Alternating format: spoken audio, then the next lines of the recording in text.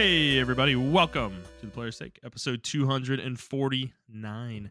I'm your host, Justin DeSimone, joined by my co-host, Montrell Rice. Montrell, how are you doing this week? I am okay. It's been a really busy week for me. So next couple weeks or next week is going to be busy too before Christmas. So You talking work-wise, personal, both? both, yeah, just both. All that stuff is changing and everything like that. So I just got to get prepared for it, and that's what I'm doing. So Gotcha. Fair enough. Well, Montrell, we kind of got a meaty show this week, so I'm kind of feeling like we dive right in. Also, we're recording on Friday, so yeah. feeling need to kind of just get going here. So let's just jump right in. I'll get into the rigmarole here and we can go in. For those of you who haven't listened before, this is our weekly show where we talk about video games, video game news, and other topics pertaining to video games. We post at 6 a.m. Central Time on Fridays on Apple Podcasts, Google Podcasts, Spotify, Stitcher, and your favorite podcast app of choice. And if you'd like to send us questions, you can do so on Twitter at The Players Take, or you can send us an email to theplayerstake01@gmail.com, and we will certainly answer your questions on the show. I will say I do want to call the audience out a little bit here. We haven't gotten a question in a while, and it's been several weeks, I feel like. So where are the questions at, people? I need some questions, all right? That dude, I'm looking at you. Sage, I'm looking at you. Where are you guys? Come on. All right. So, Montreal, let's just jump right in to what we've been playing. Anything major you want to talk about this week? Games you've been playing? I know we've been playing a lot of League. You've taken a couple nights off. Yeah. Don't know if that was purposeful or not. Feels like it.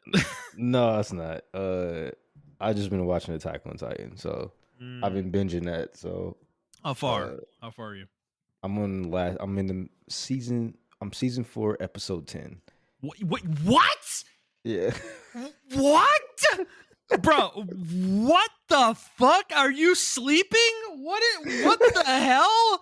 Dude, you're past me. What the I've been watching this show for like 3 weeks. What the hell? Oh my god. When was it you told me? What? Wait, hold on. Was it like Tuesday you told me you were on season 2? Like, what the fuck? So I did cheat. I did skip the first 3 episodes of season 4.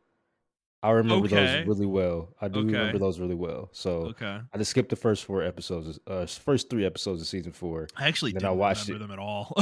Yeah, I remember those very well. Actually, I think I skipped the first all the way up till when, I'm not going to say her name, when she dies. I skipped all that because I remember all that like vividly. Actually. Man, you didn't want to watch the battle though? Come on, man. I did watch the battle, so I did forget the key points. I think that was episode 5 or 6. It's 7, I think. 7? Okay, so I did watch all the way up. No, you know what? I lie. I watched all the way up until, or I skipped all the way up to episode 5, and I watched everything else because I actually remember everything in episode 1 through 4. There were some key things I forgot about, how the mountain guy told him a story and he hung himself and all other shit like that.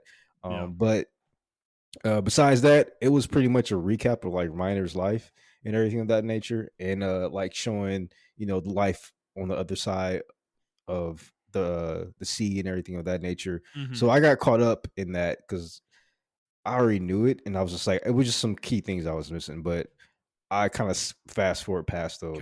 Once I gotta step my game up. Jesus Christ, dude. All right. So yeah, I'm on episode either 9 or 10. I think I'm on episode 10 because I just finished 9 when I was at work. So yeah. All right. Well, so the show's finished, everybody. So obviously, if you've watched Attack on Titan, you know that.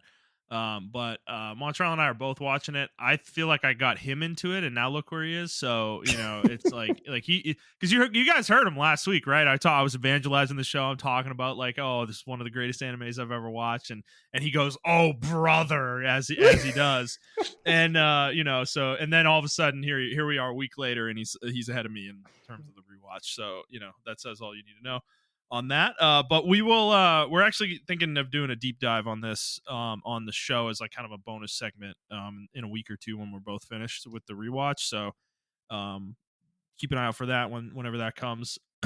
Which is good timing actually, because we're kind of in the slow period now that the Game Awards are over. Slow period of the year, so there actually probably won't be a ton to talk about in the next few weeks. So that's good there. But Montreal, anything else you want to say on Attack on Titan? Um, no, I think the anime is really good. On the second rewatch, like I said, there was already a lot of stuff I remember. Uh, but on the second rewatch, it was good. I will take my shots down towards Aaron a little bit. I think he's an okay MC. On the second rewatch, he's not as annoying as I thought he was on the first time. Um, Yeah, but you have more context on yeah, him. but it's So it's still one of those things where I thought I forgot a lot of stuff, but then as I was watching the show, I remembered a ton of shit. Um, like I remember like the Titans, like the first episode or the first season where the Titans come in. I remember all those Titans and who those Titans are and everything of that nature, or that whole little circle of life with the Titans. I remember that shit. I actually forgot why the Titans eat people. I forgot what happens when you eat certain people as a pure Titan and all that shit like that. I forgot all that, so that's why I did the rewatch. But I do remember the plot twist at the end, at the beginning of season, or at the end of season 3 mm-hmm. and the beginning of season 1. I remember that tie-in, how it all looped back around, and I thought that was pretty cool. Yeah. And I remember watching that, like I said, the very first episode. I was like, those Titans have something to do with something. And once it came back around to season 3, I was like, okay, now I remember. And I mean, obviously I remember now, but I was like, oh yeah, that's what it was, or whatever the case may be. But yeah, I think this show is really good. I've actually been watching, like, not watching, but like reading articles and doing some analysis on the video or on the show, whatever. I think the show is good. I think it gets a bad rep of being the alt right favorite anime. If that makes any sense. Huh. I wasn't aware of this. That's Yeah. interesting. So there's a whole thing where the show praises like fascism and stuff like that. And I actually like watched it, and I try to watch it through a different lens and everything of that nature. And I can definitely see um like, because I don't want to say I know Japanese history like some fucking weeb, but like if you understand, like, I'm a war buff, so I understand certain elements of why countries did what they did during World War I and World War II and everything of that nature. And it was one interesting thing where like the Japanese and how the American erasure of what they did and everything of that nature. So it does tie into Attack on Titan with their atrocities, that what they did, and and and and why they did what they did, pretty much in Attack on Titan, or not in Attack on Titan, but in real life, uh, to other Asian people. So, like, long story short, like Japanese at the time, there was like a whole revolution, like a whole like kind of middle class revolution, if that makes any sense, where fascism usually comes from the top down, right? But instead, in Japan, fascism started from the middle class and then went up, if that makes any sense. And it's weird how they got their fascism compared to, like, the standard fascism of, like, Italy and Germany and everything of that nature, where it came from like the top down or whatever.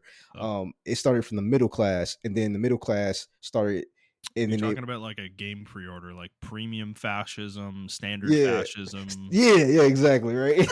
Anyway, it sounds all like, I sound like a fucking, even though I guess I am, but I sound like a fucking, SJW liberal. But no, I understood where they were coming from with that end. But I think the show towards the end actually starts to debunk all of those articles, because a lot of those articles were written before the show was done.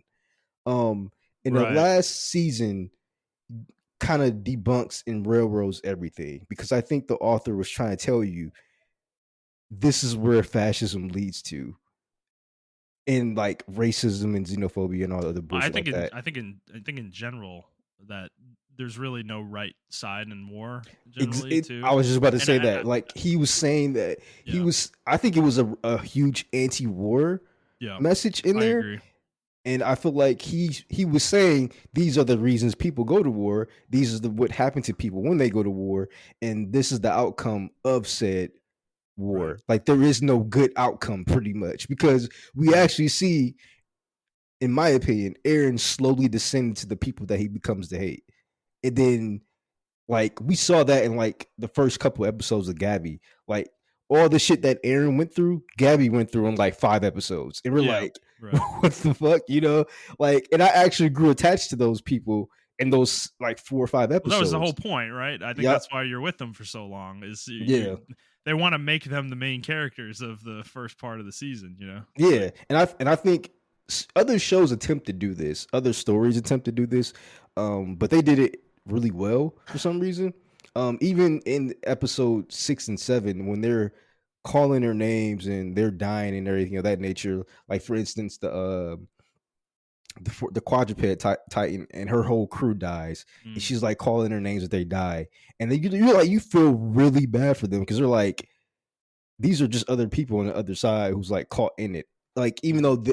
though technically are Aaron people, they have a different viewpoint of how they're trying to get their freedom. So how is their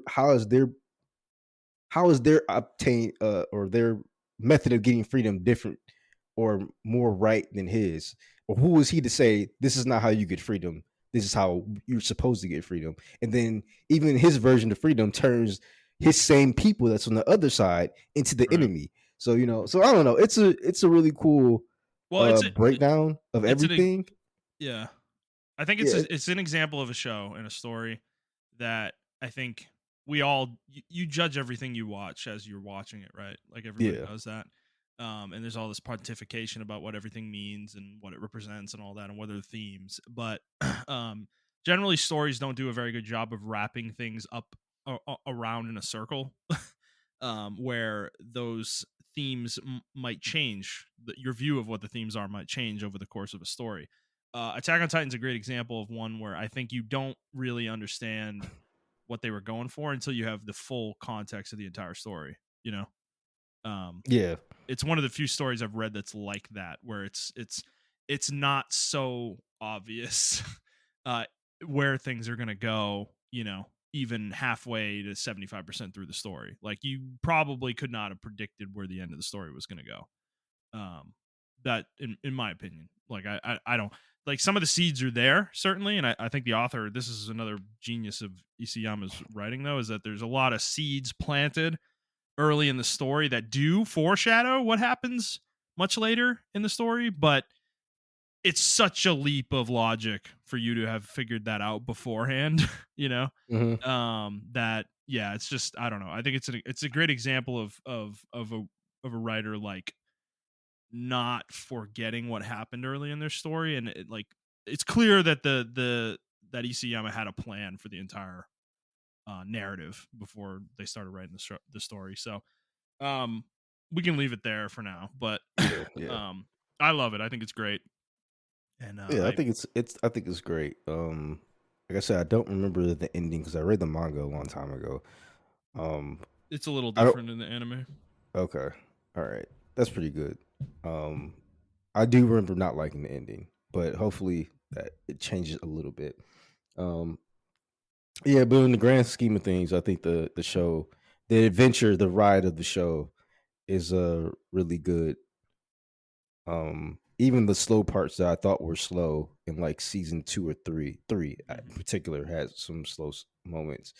Um, it was only like 1 or 2 episodes. I think it was exacerbated by the weekly releases and Yeah, yeah, I um, agree. I think because I think I remember my problem with season three. I didn't watch it when it first came out, and I let it build up for like I think 8 or 9 weeks, yeah, and that was the slow part of the season. So when I caught up, it was getting good, like really good, and yeah, it was like I had to wait a week for every episode. I was like, yeah. so It's it ended up definitely exacerbating my dislike of the first part of that season. yeah. It's definitely Attack on Titan is definitely one of those shows where it's a great rewatch when everything has came out, or if it's your first time watching it in general, you're gonna have a great time. Like it's super Yeah, bingeable. I think everything connects really good. Even the slow episodes, I can see me being upset when like there was like an episode where like literally nothing. It was like a whole recap episode, and I'm like, this is just a recap episode, which anime does, but I feel like Attack on Titan shouldn't. And the episodes are really paced really well, even the action ones. Uh, to where like the 20 minutes, the show is essentially like 20 minutes episode, like give or take, without the fucking endings and or the the intros or whatever. If you boil it down, it's like 20 minutes to 22 minutes of episode. Those 22 minutes though feel like an hour, like when I'm watching it. And it's not like a bad hour. It's like the episode, everything is so well paced that like I feel like I'm getting maximum effort out of each episode. Um, I don't know how they did that, but they did it. Whoever the showrunner was for this fucking show or the director and everything, like they knew what the fuck they were doing. And they took care of the show with a lot of. Now I don't like the whole part 5, part 6 of part 1 and all that shit like that. That's why I skipped everything. But well, there's a different studio that did season 4. So seasons 1 through 3 were Wit Studio. And this was actually their first major anime that they had worked on. Was Attack on Titan, which is crazy given how good even season 1 is. But season 4 they switched to Mappa, who are very well known. Yeah, they're in the very anime good. industry. And they're good, but the differences are there, and you can notice them for sure in season 4. It's not to a huge detriment, in my opinion. I think this is really overblown in the community. How like people really hate the fucking CG Titans in season 4, but there were CG Titans before season 4. Like if you watch it, if you watch it, they did use it subtly, but I think Wit was what Wit did that Mappa's not doing. It wasn't full CG. There were some there were parts of Titans that were CG at times, and then there were entire Titans that were CG, but they would mix it in with 2D art really well, and it blended very well to the point where it wasn't distracting. Mappa's not as good at that, but it to me it wasn't like a huge deal. It didn't ruin the show for me. So so there is that, but we can get into all that whenever we talk about the show deeply. So what else are you playing, Montrell, right now? Like I said, we was playing League of Legends. I don't really have too much to say about it. All right, I do. Hold on. We're not glossing over this. Okay, our group has had we've gone on a little bit of a journey this week with League. So, and you know what I'm going to talk about. So, okay, we play. It's me, Montrell, our friend Jet, Andy, and then Elias. We're kind of the 5 that are playing right now. Our friend Brad, his game is broken at the moment, and it's been broken for weeks, and he can't play with us. So, it's kind of been that 5 for a while, and so our friend Andy. So a lot of people switch in and out of playing support with me and bottom, right? And basically everybody else besides myself plays it for the most part. And so Montrell does it, and we've talked on the show. Me and Montrell have a really good rapport down there. And we were talking about Jet. You know, Jet's gotten a lot better. Him and I have developed a really good rapport down there. And then, but Andy and Elias play it sometimes, and they are much more gung ho, going for kills type supports. Like they're not necessarily playing the full role. To the point that we had a game or two last weekend. I think it was on Saturday night. I want to say it might have been Saturday. Oh, you weren't playing. That's right. You weren't with us. It was you weren't playing that night. So you came in Sunday and you were like, "What's going on? Why is everybody so angry?" Or you probably felt that way because there was some tension in the air, certainly. So Andy had a couple games where he was playing Zerath support, which is pretty common support for him. But he had a game where, dude, like he was going crazy, bro. He just stole so many kills from me and Jet. It was out of control. Like to the point that Jet was literally locked out of the game late game. Like he was useless. He was literally the one, like the lowest gold on the team. He had no money. He got snowballed on in his lane because he couldn't get any kills. Like and it was like I was okay in that game. I ended up being okay myself, but that was because I did get some kills despite what was going on. I wanted to talk to you about this, about how you feel about this. Like, cause I felt cause Sunday, some of this happened again Sunday. There was one game in particular where the same thing was happening to me, and it was a horrible game. It was a game where I was useless at the end of the game, because I just couldn't keep up in gold. So, like, because Andy called himself, he was playing Zerath, right, and Jet started calling him out, and I started backing Jet up, and then Andy was like, he said something. This was the quote: "I'm a carry support." Or a support carry or something like that.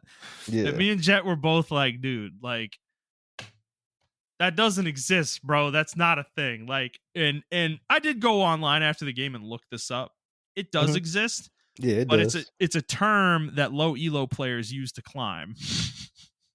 Yes. It's not really the way you're supposed to play, It's the way the climb and support. It's not a secret way, but like yeah, you climb and support, you become like the most power. You become like the hidden most powerful person because people really don't expect the support to become that powerful. Usually in low elo rank games, and then that's what happens. Like you can snowball the game with that in Right. conjunction with your carry and your mid lane carry. Right. So He was there's doing usually it at our expense. yeah, And that was a yeah, problem in those matches. yeah. Because me and Jet were not doing much of anything in some of them.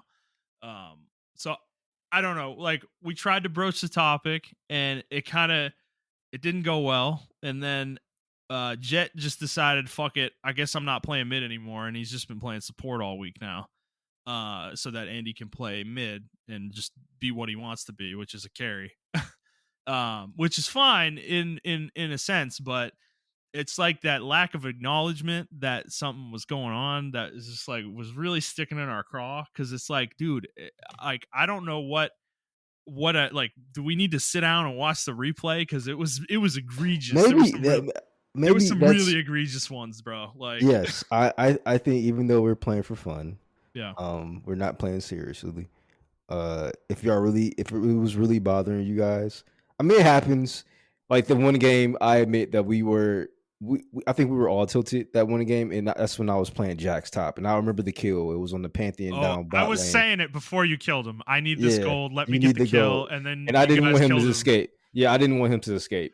And I So was gonna get him. Like I yeah, wasn't.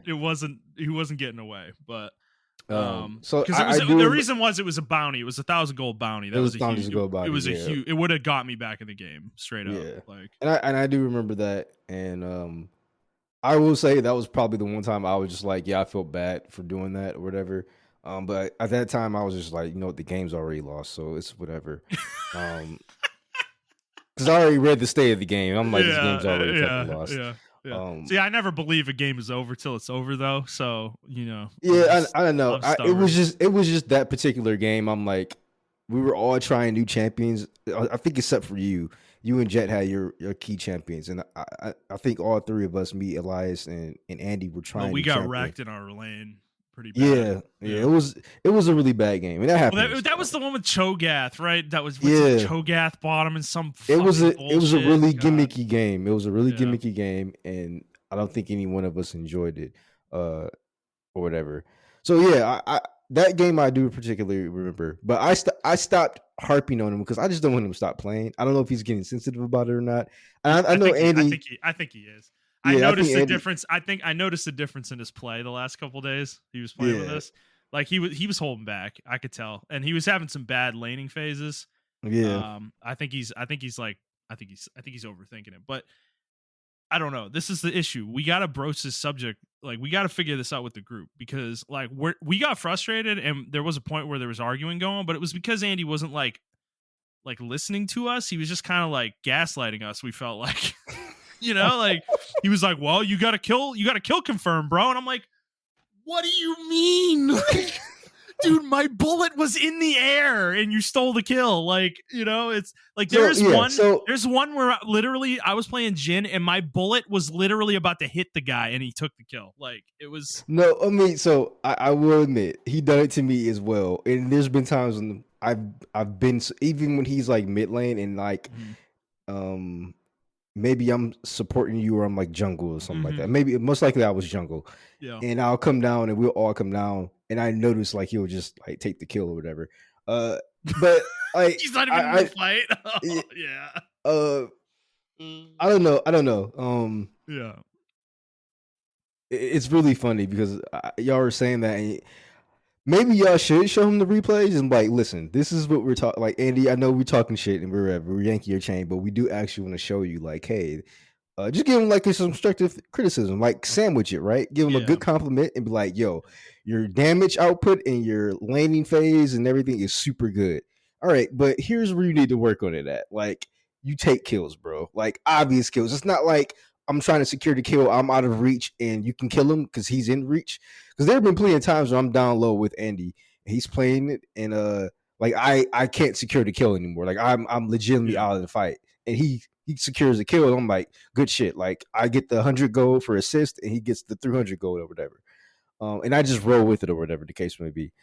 So I don't know. Like, I mean, it is a thing. It is a thing.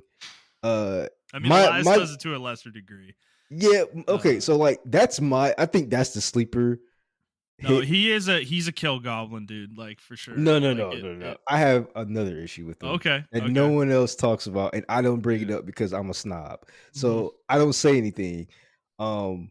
But bro needs to work on his jungling. Like, if you're gonna jungle, he has to work on it. No, it was to the point that me and Jet were talking privately. Like, we need to start setting up wards early in the game for him. Like, and stuff, because he doesn't even check, bro. And then like all of a sudden, Dragon's taken, and we're all like, "Oh, they got Dragon already," and it's like, well.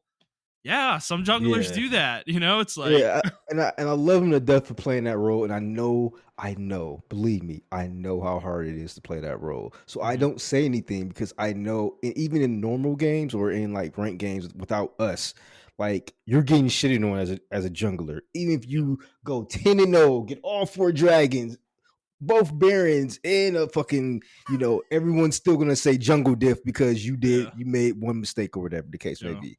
So I understand it. So I keep my mouth shut.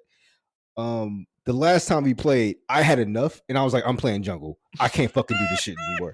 And we won that game because I was like, I couldn't do it anymore. I was just like, we got all 4 objectives. We got Baron, and we got because I was watching. I think this is the problem. I think, and jungle is really hard. Okay, yes, I played like 4 games of it a couple weeks ago, and I see why it's so difficult. Like right away, because you're kind of a pseudo captain, right? Like you're on the map. You're out in the map. You see all 3 lanes. You're kind of the one who's playing the game at much more of a macro level than the laners might be.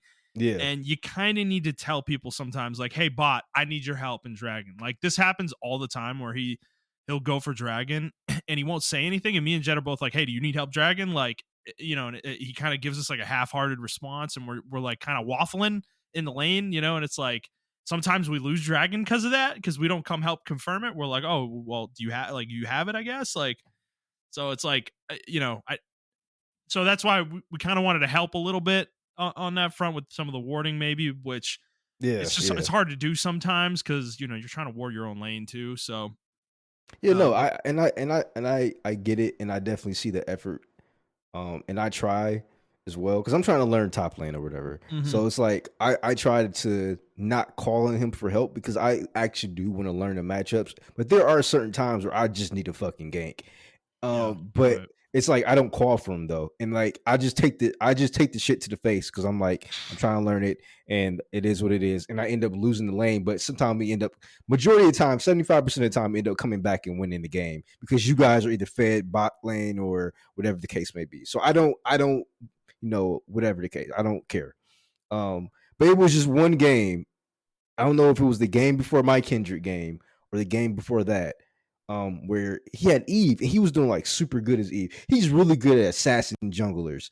Like, so I'm like, all right, you're really good at assassin junglers, but I would be like 0-5 or something like that, or maybe 0-2 or whatever the case may be. But he'll be like 9-1. But like I don't feel his presence on the map. And that's where I get upset at. You can go 2-6 in jungle, but have a really dominant presence on the map because you may have like 10 assists or you may have all the objectives or something of that nature. And it boils down to, one, he's not wording his jungle because he always complains, oh, they're in my jungle, they're in my jungle. I'm like, okay, bro. Like I said it one time, I'm like, bro, go in their jungle. If they're in your jungle, there's your jungle. If they're in your jungle, their jungle's open. Go to their jungle. Like predict where they're going to be at. If you're going to play this role, like I'm sorry, I know it's norms, but you got to know where people are going to be. I mean, we're still playing the game though. Like we can't keep saying that like, oh, we're playing norms. We're still playing League though, right? Like we got to play within the tenets of the way the game works at a certain point, right? So another issue I have is like the way he ganks, right? Like he used the same ganking route or whatever. and I'll be like, Elias, it's worth it. He's just like, all right, well, I'm not going to gank for that lane. And it's like, bro, there are like two other routes you can use. Like there are multiple routes with the champions that you're using. Yeah. Like some champions have more routes than others, yes, but there are a lot more routes that you can use. I don't even know his main jungler. I thought it was Rammus, but it's not. It's been like he kind of goes between Kha'Zix, Eve, Rammus, and Nocturne. Those are probably his main four that he plays. Okay, yeah. So I usually ban Nocturne, but Yeah. yeah, even if you're using Nocturne, you have ways to gank and set up ganks. I just and think his everything like that. timing with the ganks is he doesn't know when to go in, and this is Yeah. what goes back to my point about the kill goblin comment. He's really interested in getting kills, so he doesn't want to die. You know, so that's why it happens often where he doesn't want to initiate the gank as the jungler, but he's supposed to. You know, it's like that's kind of your job, and if that ends up with you dying but your laner gets the kill, that might It be okay, you know. it does depend on the jungler. So like I was playing Kindred, right? And I don't have hard CC. I have a soft one which I can slow somebody for like Yeah. 2.5 seconds or whatever with my E. But what I was telling y'all was, I don't know if you noticed, I was telling y'all, all right, save y'all sums or save y'all CC. I'm about to come down there. And when y'all saved it, especially Andy, I was telling Andy, save his CC. That's how we were able to shut that Zed down. Like we shut that Zed down. He was unplayable the entire game. Oh my god, like, that was wild. Yeah, because we shut. Dude, I'm Varus. I'm just standing there tanking his shit late game. I'm like, Yeah. oh my god. I made a strategic effort to shut him down. I was like, Yeah. I'm going to shut him down because Andy already had some reserves towards Zed before. So I made it in my head. I'm going to path towards Zed at 3:00. I was like, at 3 minutes, I'm coming towards Zed. Have your CC ready. And I just kept repeating ganking them. And I was keeping tracks of everybody's sums. Yeah. I was doing that mentally in my head. I was just like, all right, they used their sums. I'm going to repeat gank. And that's why I kept coming down bot lane because they blew their sums. And I'm like, all right, I'm going to keep coming down there because they keep blowing their sums. And I can gank them at least 3 or 4 times in 1 minute or at least the next 4 to 5 minutes. And I did that. And I kept doing that to Zed too. I was like, make him use his W. Zed will use his W. And I'm like, all right, I'm coming in now. And I will come in and I will secure the kill or I'll just give the kill to Andy or whatever the case may be. And I was trying to do the same with like top lane. He doesn't really have hard CC. He had Teemo top lane, and I was like, I can't really do anything. So I was like, just place your mushrooms everywhere, and I would try to set up something. I would try to use unconventional routes to kind of get the laner the fuck off or whatever. Yeah. And that's what I was doing. So that's what you gotta do. Like I went into like rank mode that game, and that's what you got to do in those as a jungler. Like you have to realize the strength and weaknesses of the lane. I recognize that hey, if I get Andy ahead, we can take control of the game for the real good mid portion of the game. If I get you guys ahead, I don't know who you had. Who did you have? Vayne? I was Varus. Yours Varus. Okay, because they had Vayne. That was and the I was really Varus game I've won in like a month. Yeah. And I had to get you fed early because I was like, I got to get him fed early because he can pop off and he can take on a lot of stuff if he starts popping off early. My biggest concern, my biggest threat the entire game was the Vayne. I'm like, we cannot let her get fed. And we kind of almost did. It was tight. It was tight. Yeah. Yeah, no, it was tight. But we caught her in the base late in the game, this is when we won. I caught her with an ult, and that popped her Guardian Angel, and she almost got away from after that, but we ended up killing her, like confirming the kill on her around the towers, the Nexus towers, and then we won the game off that. So it was like we won at the right moment. I think if the game had continued, they would have started turning things on us. Yeah, and I mean, I noticed, like I said, like everybody needs to ward, and everybody was warding and everything of that nature. But I think sometimes we get stuck in farm mode too much, to where, like, that was the one game we do not need to farm. We need to push lanes. Yeah, and I was saying that, dude. I was like, we gotta win this early, man. Like, yeah, and I mean, we did by the skin of our teeth, but a lot of us were getting stuck in farm mode and everything of that nature, and even me, I was noticing that I was trying to force stuff. I was like, I'm trying to hurry up and finish the game. I was forcing a lot of stuff, and you guys weren't there, and I couldn't blame y'all. I was just like, I even said it like, I was like, damn, I'm forcing a lot. I gotta kind of chill or whatever and wait for y'all to get there. like I said, we end up winning at the end of the game or whatever. But like the jungle, I was making a lot of shot calls because it's like that's what the junglers. Unfortunately, that's the role of the jungler and the support. To be honest with you, the support and the jungler are supposed to be the shot callers, because the support has all the knowledge on wards and they're supposed to be keeping track of wards and everything of that nature. Not just placing them, but like you know watching them and watching when they pop and everything of that nature. Which Jet, to his credit, he was watching when they were popping because they were doing some weird shit. Um, Jet's like a they really were, good D warder. Actually, yeah, he does really they good. were, He's been it, buying that D ward item, the pike. What is it? The crescent pike, I think it's what it's yeah, called. yeah. Umbral Um, Glaive, yeah, Umbral Glaive. Yeah, that one. Yeah, he's been buying that a lot actually recently. yeah, and that's a really good item. I usually buy that when I'm playing like attack damage supports. Um, Yeah, I don't know. People were moving kind of weird because he has Umbral Glaive and he has Scanner, and like they were just like picking them off. But I honestly I chuck it off to like the random so low elo. But it was a Mhm. lot of places where they shouldn't be at, and they were there. And I'm like, are they just tracking Jet? Like, Dude, it 'cause- feels like that's happening every game, dude. When he's playing Ash, yeah, like the enemy team just for whatever reason they see red when they see him, and like it is weird. There's some yeah. fights where they beeline to him, and we are shredding the shit out of them, And I and they started to kill. notice it, man. It's I'm like, weird. It's it's so weird, bro. weird. Low elo players are so fucking dumb sometimes, bro. Like I don't know what is up with that. I'm And like, it's almost every champion he picks. Like when he's yeah. playing, yeah, it's every champion. Honestly, when he plays support, like they beeline it for him. And I have no, but when he's playing mid lane, he's the biggest threat, and no one really goes for him. I don't know. It's just it's weird. Maybe because he lands his skill shots It's really the way he well. plays. Yeah, I think it's the fact that he lands a lot of skill shots. He's good at poke in lane, and I think people find that really annoying. Yeah, But it's like, dude, I mean, we've had some situations bought where the enemy, ADC and support like jump on him, and I end up killing them both, and I'm like full HP afterwards, and I'm just sitting in lane farming, and I'm pushing plating, like I'm like, okay, like all right, guys, cool, you got the Ash, great job, like yeah.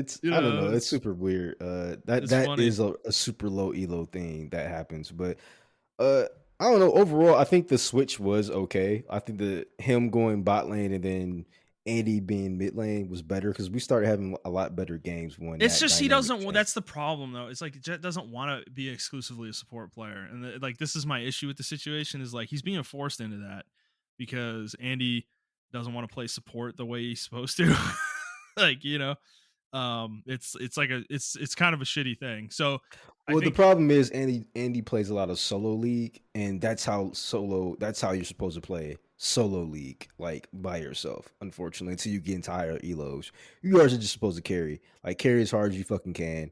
So I can't really blame him. But then again, even I have to change my play style when I have a team of 5 people that I talk to in Discord. Like y'all are friends, so I'm gonna change my play style. Um, it feels good when I'm having a shitty lane and no one's typing in chat GG top diff or whatever. Like it feels yeah, good. Like yeah, we don't do that to each other or whatever the case may be. yeah. Usually we don't. Yeah, but Well, we definitely don't. We don't do yeah, that we don't kind do of that. shit. But we'll kind of I just think as overall as a group we need to take criticism either better or learn how to give it out better. I think it's a combination of both because there are certain times where like my biggest thing, like I said, the sleeper hit for me is like when Elias is jungle and he just gives up dragons. And like Dude, I've every been trying to call it. I've been trying to yeah, call it when he's jungler. I am trying to tell him like, dude, Dragon and 30, like we got to start setting up wards, guys. Like I'm trying so hard to like, you know, make sure the team is aware, but I'm specifically calling it out for him because oftentimes when I do that, I look at the map and we're all kind of close to the pit and he's up top doing something. I'm like, God damn it, man. Like like we got to pay attention to these timers, dude. It's yeah. like, because we do. I mean, Dragon still matters. It's not as impactful as it used to be, but you can't just give it up. That especially that dude, the fucking Elder buff is still crazy. Late in the game, so like Yeah, you've got to contest it. You I cannot just just give it don't up. yeah, I don't like when we do set up for it and everybody's there. Like if you're picking an engage champion, I need you to engage. You're gonna die, cool. but like I need you to engage, bro. And like he doesn't engage sometime. And that's why I usually pick engage champions or whatever, because I'm like, I need someone to engage or Yeah. whatever, because we're Right. just not gonna do it. Right. Um, Like, dude, when yeah, you're because playing Camille top, right? A lot of the time you are going to be the engaged for the team, probably, yeah, and you're going to die. Like, and you're going to die a lot, but you might set the whole team up to get kills. You know, yeah. and it's like, sometimes somebody is going to die in a team fight. Like, Well, that's why I pick Mordekaiser a lot, because I yeah, can have that and I can take somebody out the fight temporarily. Like yeah, I would just walk in, because like even if I tell y'all sometime I'm about to walk in, no one follows me, so I'm like, I'm just about to fucking go in, y'all better fucking follow me. like I just sometimes I just need, I gotta take control of the map, and sometimes it works, and sometimes it doesn't, or whatever the case may be. But it's particularly in Dragon, I really get irritated because I'm like, we have to just go in, and I get really upset. Like I said, just like when he's playing like Rammus, like well, he should be the if first one in he there. should be the first one in there, yeah, Yeah, like yeah, just jump in absolutely. there. You're gonna Yeah. live. You know, we're Yeah. gonna protect you, or whatever the case may be. Well, this is why I Or started playing Vayne a lot, dude, because I feel the need. I have to be mobile because I do feel like I need to kind of jump in there sometimes when I shouldn't, and Vayne allows me to do that a Mhm. little bit. Like I can't do that with Varus, you know. Like I cannot, like if you guys aren't engaging, I can't go in, you know. Like I cannot do that. The second I do that, they're all gonna jump on me and I'm dead. You know, it's like and then we lose the fight. Like so I'm that's why I'm really playing Jin and Vayne a lot because they're both really mobile. Jin has really high attack range. I can also impact a fight from far away with my ultimate and the W. So it's like I don't necessarily need to be right there, you know, all the time. So it's like that. So it's like these issues like are they are affecting the way I'm picking characters and playing a little bit too. So it's I don't know. Yeah, and my thing is like I'm flexible, and I'm like, yeah, we can take our game. I'm scared because I'm like, man, we'll be a really good like clash team or something like that. Where you can like, they have those little tournaments that you can go into, like a 5v5 Yeah. tournament. Oh yeah. We can do like, I'm like, man, we'll be a really good clash team, or a good I don't know about, yeah, rank as well. Like we'll be good, but it's just like it's stuff we got to work on. The problem is like I don't know how to. First of all, I don't know if one person wants to be locked into a role. Like, yeah, we all have to be flexible, or whatever the case may be. So that's why I started playing other lanes, because I noticed like top lane is the most undesirable lane to be played in. It's understandably so. So it's a shit lane to play in. Um, Yeah. but yeah, I don't know. Yeah. I I mean, just I'm still ADC maining pretty hard. I'm willing to play top for sure. I'll dabble jungle too. It's just I think the thing is like I need to do it a lot more than I have though. And this is what you're running into, right? You're trying to play top a lot and you're going out of your way to do it and you've been doing it for a few weeks now. And it's like like it's it's hard cuz the lane is so difficult. Like I feel like you're getting incrementally better, but it's not there's not these like leaps and bounds and jumps, you know, happening the mhm. way it would with some of the easier lanes. And it's like, dude, like, do I want to like if I'm gonna start playing top, I need to do what you're doing, and it's probably gonna take a month before I'm even adequate, you know, Yeah, to I be mean able to. that's why I let y'all know. I'm like, we're probably gonna lose this game because I'm trying a new champion, and I don't really get upset when I do lose the lane or the game or whatever, because I'm like, I'm going in with the new champion. It's just sometimes though, particularly in norms, it happens a lot, like where you'll be playing a new champion and the person picking like their Mastery 7 main, and they're a fucking, Plat Emerald 4 or whatever, and they're playing fucking Yeah, Teemo, and you're just yeah, like, this is not fun to play against, because Timo is one of those. He's a skill check champion where he's easy to play against. I see a lot of top laners play against him, and they destroy him. But they have to know their champion like really fucking well, and know what he does really well. They have to know the range, know the wave state, and everything like that to take advantage of Chimo. Because he's just he's one of those type of champions. Whereas I'm just still learning like top lane and stuff like that. So it's like, for instance, I picked Gwen against him because Gwen is supposed to be super good against Timo. Well, I'm still trying to figure out how she's super good against him. I know she got the little wave to block his bubble, or her little bubble to block his fucking dart or whatever.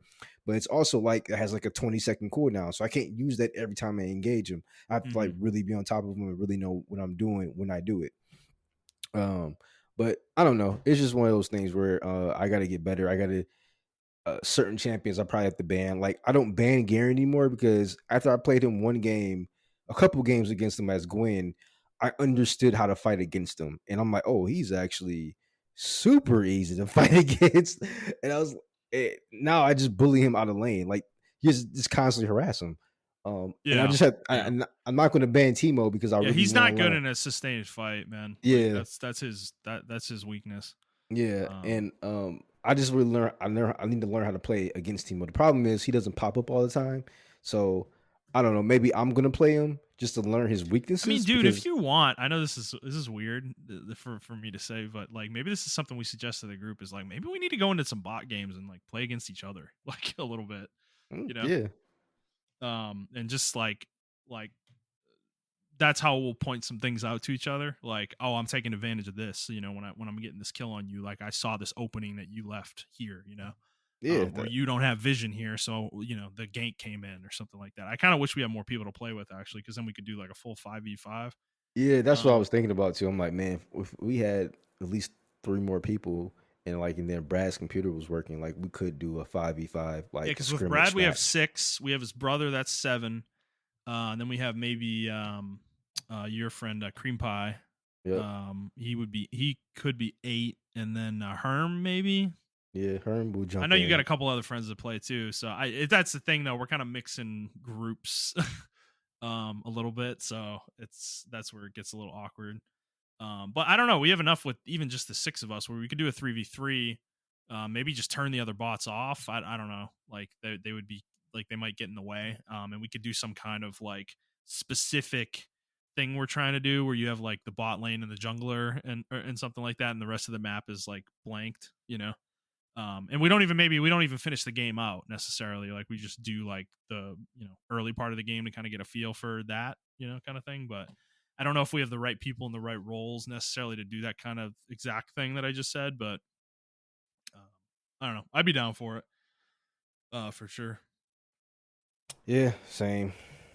But All right, yeah, that's my league spiel. So gotcha. I, Are you playing anything else? yeah, I'm still playing Devil May Cry. Still adjusting my buttons and just because you constantly jump between two characters or three characters rather.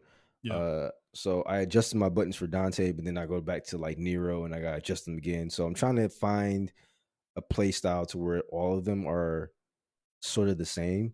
Um, so yeah, like Devil May Cry is another one of those games I can only play for about 2 hours before my hand starts to cramp up because like the game is very intense, especially like the higher difficulties, where you can die within one hit or whatever the case may be. Uh, right. so yeah, I'm trying to just learn and everything like that. But I'm still having like super fun with the game and everything of that nature. I haven't really touched Metro Exodus, so I'm not going to really talk about that. But that's pretty much it for me though. Okay, fair enough. Yeah, I'm not playing much else. Obviously, still playing Honkai, but Star Ocean, kind of took a little bit of a mini break with it this week. We played so much League at night that I didn't really have a chance to play, but I got back into it the last couple of days.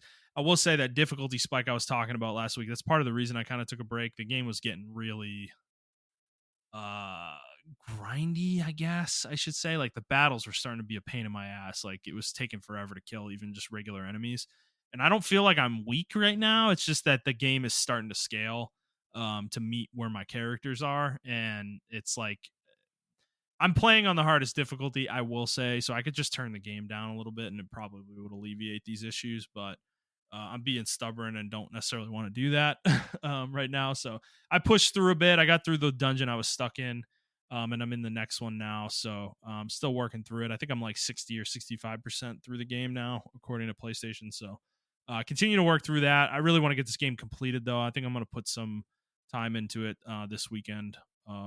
Maybe depends. I'm going out Sunday during the day, and I'm probably going to be like totally shot that whole day in terms of playing games. But maybe tomorrow, I'll put some time into this one. So still working through that. All right.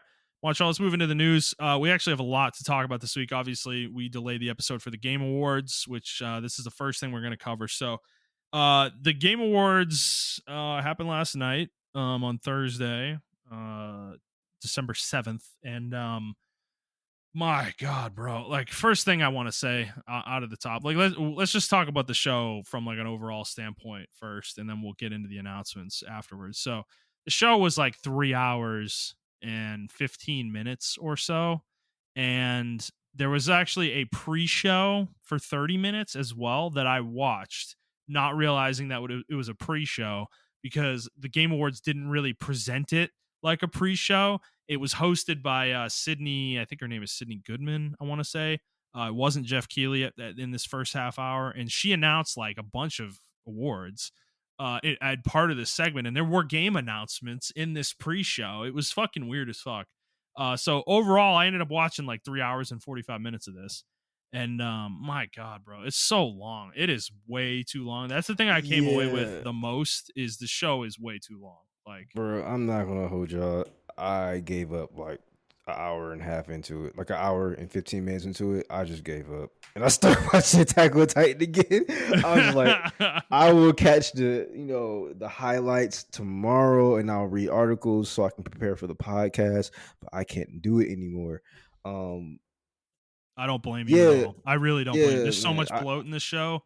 Yeah, And you man. know what the irony is though, is it feels like the show's bloated and there's so much in it, and yet it felt like they were rushing at the same time. I think we said this last year, but this year specifically, it was really noticeable because the first thing that happened when the show proper started is they bring out Christopher Judge, and he was the meme last year with the 8 minute acceptance speech or whatever. And he comes out and makes a joke about that and joking about how oh, I'm not going to stay up here forever this time. And he ends up being up there for like 4 or 5 minutes though, I think. And then the whole night, dude, they're rushing people off stage during their acceptance speeches, like, and people were commenting on it, like the people accepting the awards, like giving the speech, were like, oh well, I gotta hurry it up, and I'm like, what's going on here? Is there somebody in their ear saying something? And no, dude, they had teleprompters set to like 30 seconds or a minute where if they were going too long, it would show a timer that was counting down, and when it hit zero, it would pop up, okay, please wrap it up, or something, or it would just say please wrap it up, or something like that. And these prompters were placed all along the audience or whatever, and it's like, dude, like, what the like, what is happening? They overcorrected on that really hard to the point that it was kind of ugly. Like, it got really gross towards the end. Like, dude, the Larian team accepting the Game of the Year award, they're like talking about like this fucking art director that died like a month ago or something that they lost, and they're all crying in the audience. And then the wrap it up thing comes up on the teleprompter. I'm like, what? And the dude who's accepting the award, the studio head, is like, oh, well, I gotta wrap this up, or whatever. I'm like, holy shit, bro. I'm like, goddamn. Like, Jesus, this is supposed to be a huge moment for these guys. Like, this is a big deal, for them. And so the show was kind of mired with that, and that was a lot of the conversation today about the show, was around that rushing of the awards ceremony part and how many ads were in there. There were tons of ads. There was like 40 minutes of advertisements or something like that were not game announcements. In the show as well, there were these like commercial breaks they kept doing every so often, and there would be a 5 minute like ad block. And then even just all the celebrities coming out was another thing. There were tons of celebrity appearances from like Hollywood actors and stuff, people who have nothing to do with gaming. Yeah, Like, I will say I did not like. I know that's his friend, and he like really looks up to him as well, and all sort of shit like that. But the Kojima shit gotta go, bro. bro, it's gotta Like, stop, dude. It's gotten out of control, man. No, yeah, it really man. is. This one was bad, bro. Where Yeah, where literally he comes out and is announcing a game, and it's literally called OD, and there's it's just like a couple of models talking, like character models talking, and they're celebrity actors, and then he brings out Jordan Peele to announce that he's going to be part of the project in some way, and it's like, it's awkward as hell, it's like, and it was like 15 minutes, yeah. dude, That's what I'm you saying. know I'm like, bro, it's like 15 minutes of this, and I mean, like I said, like I understand why he does it, because like we all know the whole falling out between Konami and Kojima, and he was kind of cut out of a lot of stuff and everything like that. We get it, and you're Yeah, trying to like Jeff gave whip him a out stage that first year to talk exactly. and announce his new studio and all that. And he kind of helped get Kojima, back in the mainstream a little bit too. But dude, it's out of control now. We're like Yeah, 8 years out. We're 8 years out from that, bro. At this point, it's now it just feels like Jeff flaunting his friendship with Hideo Kojima. Like that's what it feels like now. yeah, And it's weird. It's gotten weird. yeah, I didn't like that part at all because, like you said, like they cut. Even though this was after, or this is before the Larian thing, Game of the Year. Um, I don't know, bro. It was just weird or whatever. Another thing that I didn't like, and it wasn't nothing that Jeff did or even the show, where Christopher Judge made that joke about Call of Duty. Apparently, developers went ape shit. Like the Oh Call yeah. of Duty developers, they are upset about that joke. Like they're tweeting about it. They're like, well, Call of Duty makes way more than the entire God of War franchise. Like they're upset, bro. Oh no. Yeah, like, and I was like, it's just a joke. And they're like, oh, we had to work considering that we had to turn out, a campaign in 16 months. It was lucky we got anything at all, or something like that. I'm like, okay, like it was obviously a joke Yeah. or whatever. Yeah. But And this is the problem though. The need to bring these people out and have them say some jokey one-liner or jokey hokey line. Like it's littered all throughout the show. When Anthony Mackie comes out, I'm like, "Oh yeah, Anthony Mackie. Yeah, he's cool. He's did the Twisted Metal show and everything." And like, and then it's just like it's literally like 2 minutes or 3 minutes of him telling the audience to shut up. And it's like it was funny for like a minute and then it's like, okay, like is there a point to this? Is there a punchline here? Like, and no, there yeah, wasn't. It's just him continuing to do that.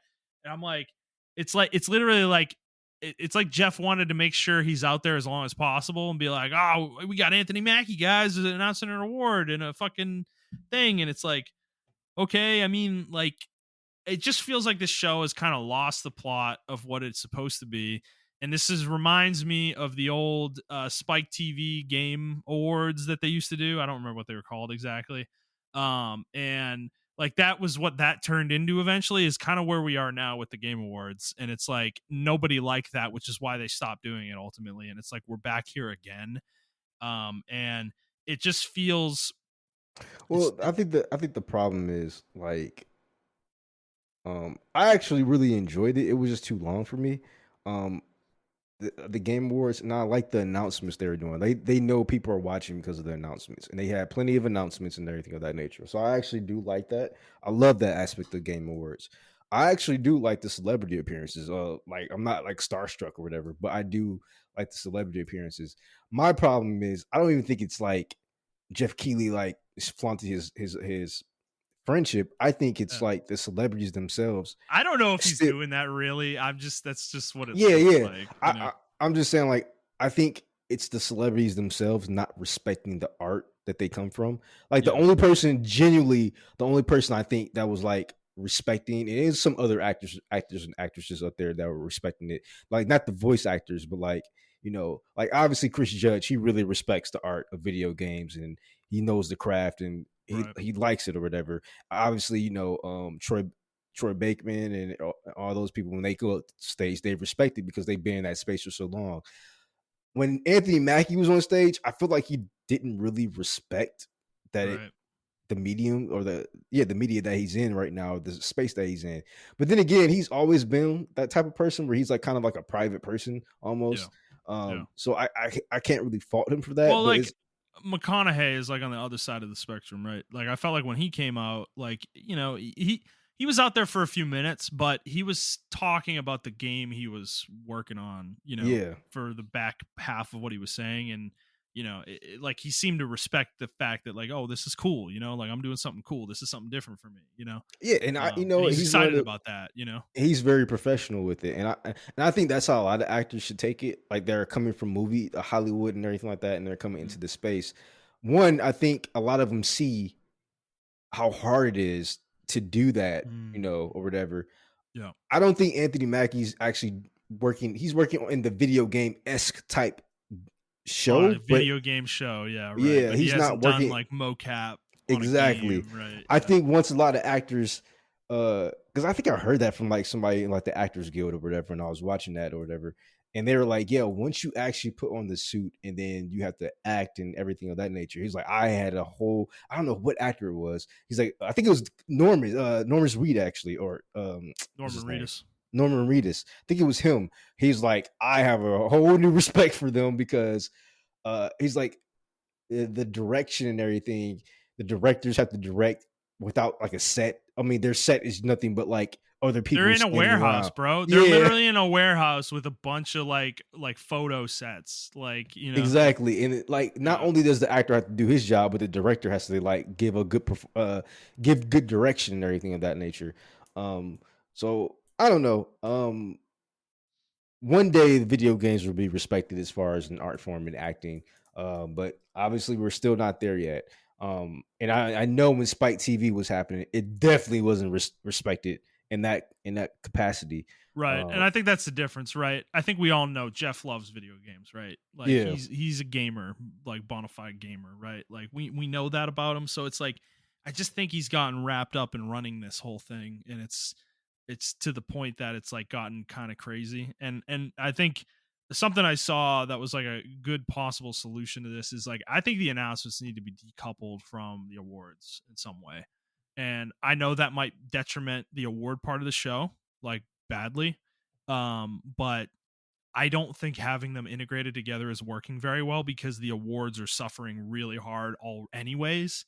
You know, like, dude, they're rushing through them, bro. Some of these awards, dude, they're rapid fire and they're doing like 4 of them in like 2 minutes. You know, they're announcing the fucking winners for like 4 categories in like a couple minutes. It's like, dude, like best RPG, best I think it was best RPG, best racing game, best fighting game. They just got announced like nothing. Like no, there was no award speech, nothing. They didn't even show the developers. Like they're like, yeah, fucking it was what was the best RPG? I think it was I think it was Baldur's Gate 3. Actually, it was Baldur's Gate 3, and then best fighting game was like Street Fighter 6, and it's like it's just done like a snap. So it's like I think they need to kind of take a step back with that and maybe think about separating these two things because like I know everyone's there for the announcements and that's what makes the awards show so big, but I don't think I think even the decoupling, yes, the award part of the show would get a lot less views than the announcement part of the show, but at least there would be room for it to be respected, you know? You yeah, know what I mean? exactly. Like and I will say though there is a little irony to some of the all of us talking about this today is you know everyone's complaining about oh the awards weren't given enough time and all that. And it's like guys like there are actually 2 more award shows in video games, the DICE Awards and the GDC awards at the GDC convention. Like those happen in February and March every year and nobody cares about those. So like I don't you know, there is a little bit of preciousness happening here with this that we're like so up in arms about the Game Awards with that. And it's like, there's other award shows that do this better, and that's all they're there for is awards. There's no announcements or anything. And it's like, nobody really watches those, pays attention to them. So, you know, there's kind of a little bit of happening on both ends of the spectrum here with the criticism being a little crazy. So, Yeah, I agree. Um, and people don't really watch those other. I mean, they do. I watch them, but like it's not as popular as the Game Awards has become over the last couple of years. But I think the GDC one is really cool because it's like I don't know the developers like critiquing developers, and it's like really yeah. cool how they critique their games and everything of that nature, or award their games and stuff like that. So yeah, this is more like so geared towards the fans, where GDC is more so in industry type Yeah. deal. Yeah. So I like both of them. Like I said, this one kind of disappointed me. I mean, no, it didn't disappoint me. I didn't like the nomination picks, but I was actually thoroughly surprised. Like Armored Core won the award. I didn't think it was going to win. Hi-Fi Rush, I think one or two awards actually, which is Yeah, it really was best cool. sound design. And then I forget the second one. Yeah, I forgot the second Final one. I think Fantasy it was 16 won best soundtrack. We got our it, justice there. yeah, That they was the correct that was like choice. a no-brainer. Like I don't understand. But dude, I don't know. Okay, like Why best was Zelda performance. in there? Why is Zelda in there, bro? Like, Yeah, I'm I sorry. don't know. I mean, DJ said that there's good stuff in there, so I'll trust his judgment on that. I haven't actually played it, but the dude Ben Starr, I feel like got robbed, bro, on best performance, like with with Clive in Final Fantasy 16. I don't know the actor who won for Baldur's Gate 3 Astarion. I haven't played the game, so I don't really know per se, but I'm knowing the way that game is and the fact that Astarion is one of your party members, like I find it hard to believe that he's going to have a performance as strong as Ben Starr being the protagonist of a 60-hour, RPG. But I don't know. But what regardless, I'm sure the performance was great, but I just feel like Ben Starr was like above and beyond this year in terms of voice acting performances. So, but that's just me. That's my rant on that. And then Cyberpunk won best ongoing game. Okay, I'm gonna bring this up again. I'm sorry, I can't let this one go. I cannot let this one go. I can't, because I have seen a lot of people talking about this, and there's a lot of people who fucking agree with me on this. Is we need a different category for whatever the fuck they were trying to give an award for Cyberpunk 2 here, because it's just, I'm sorry, it's not an ongoing game. DJ's gonna come at me in the fucking text chat again. I know he is, but I don't care because I don't agree with what he's trying to say. Okay, yes, they fucking kept patching the game. Every fucking game does that. So is every goddamn game an ongoing game? Like, no, that's not the definition. Okay, like, Yeah, so this is one of those cases where it's like, I don't know how to put this. It's like we know the other game. Let me just hold on. No, Sorry to cut you off. Let me finish. The other four games in the category were live service games, and he posted the award winners for previous years for this category. Vast majority, like 90% of them, are fucking live service games. So I'm just saying. Yeah. So yeah, that's what I was gonna say. Like, I think what we need to start saying is just live service instead of saying ongoing. Yeah, they could have called it comeback game of the year. You know, the way we give comeback player of the year in sports. Like, yeah, they could have gave that's that. Cyberpunk this year. Okay, comeback game of the year. That's what it is. They definitely could have gave it that. I personally don't think that ongoing games means games that are constantly getting patched and everything of that nature. I think that was unfair, in my opinion. That was super unfair.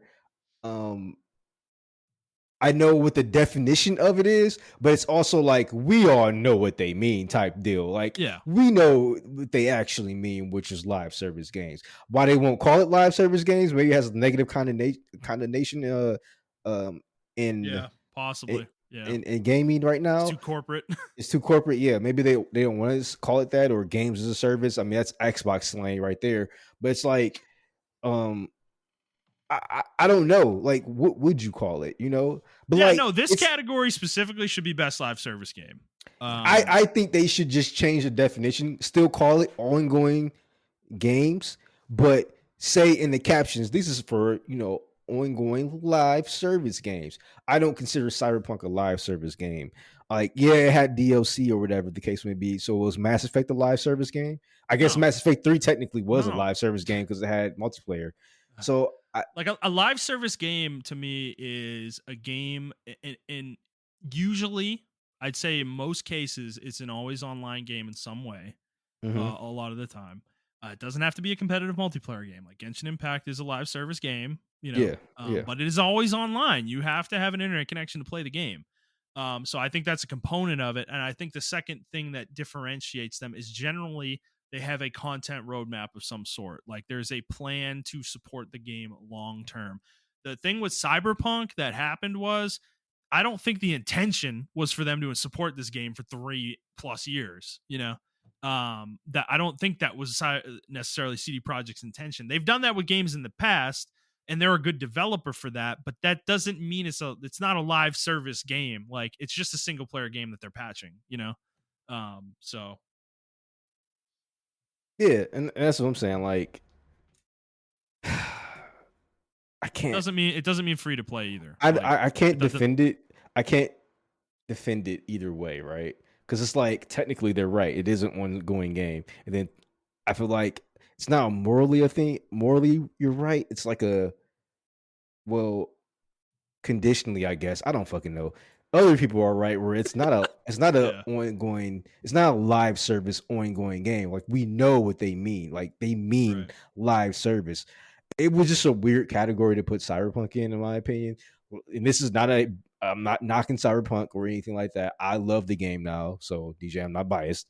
I don't think it should have got this award. Yeah. in my personal opinion. I think maybe they should have had a separate category for, like you said, comeback, or they give it like, even though there's not like a competition or a nomination.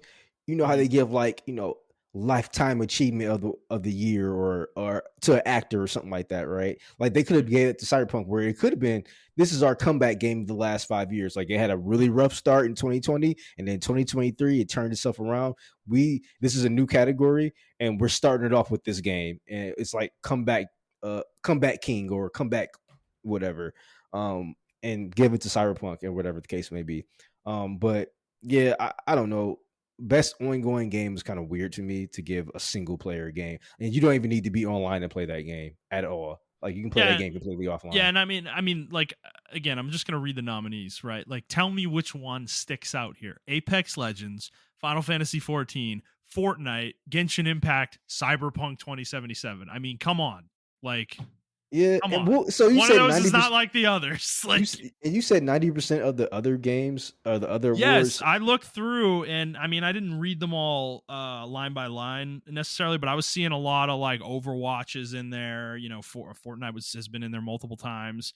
Final Fantasy's been in there multiple times. Genshin Impact, Apex. So it's like Overwatch, like DJ. Overwatch is a live service game. like like I don't know if you feel that way, but I do. Like I think that's a live service game, but that's, I don't know, like that might be a difference of opinion, so I'm sure he'll let me know. Well, I'm going to look at it right now, real quick. But like, um, oh, it's just showing like not last year's, it's showing last year's or this year. Isn't it? Um, I'm trying to look for a list. You can go, it's on Wikipedia. It's on Wikipedia. All right. Yeah.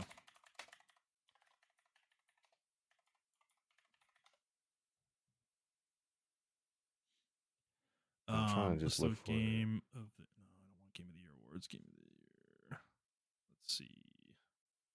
I think we should, let's do this off, off mic. We can follow up, or I think we're doing this just for us right now. Well, I mean, I think it's a very important conversation to have, though. Like, I don't know. Well, okay, Uh, how about this? Keep looking for it. yeah, you can keep going. You can We'll keep is going. there anything else you want to say about the show in general? No, I actually think this show surprised me. I think it was way too long, Yeah. but I really did enjoy the trailers and all the video games that were shown. To be honest with Yeah. you, which we're probably going to get to next. But like, yeah, yeah. Yeah, there was a lot of stuff. So let's get into that now. So there was a pre-show, like I said, 30 minutes. And they did have some game announcements in here. So I'll go through those real quick. If Montreal, stop me if you want to talk about any of these specifically. So Brothers: A Tale of Two Sons remake. This is a remake of the 2013 game. Pony Island 2, Panda Circus, The Rise of the Golden Idol, Usual June, Harmonium the Musical, Windblown, and Thrasher. And then I Oh, think actually Dredge and a Dave the Diver collaboration. Those together, I think that was the last one they talked about in the pre-show. the art for Windblown looks really cool. I didn't. Yes, that was the one I was going to bring up as well. That was the game of these that stood out to me. It's an action RPG of some sort. It looks really cool. This is from Motion Twin, which are the creators of Dead Cells, so their action bona fides are legit. And it looked really cool to me. Yeah, it does look really fucking cool. Is it multiplayer? I'm not sure about that. It might be. It's gonna have an early access period on PC in 2024 though, so it's coming fairly soon. Let's see, Windblown multiplayer question mark. Let's see, co-op. Yep, it will have co-op. Okay, yeah, it looks really cool. Yep. I like the art style, I like how violent it is in the trailer and everything. Uh, Yeah.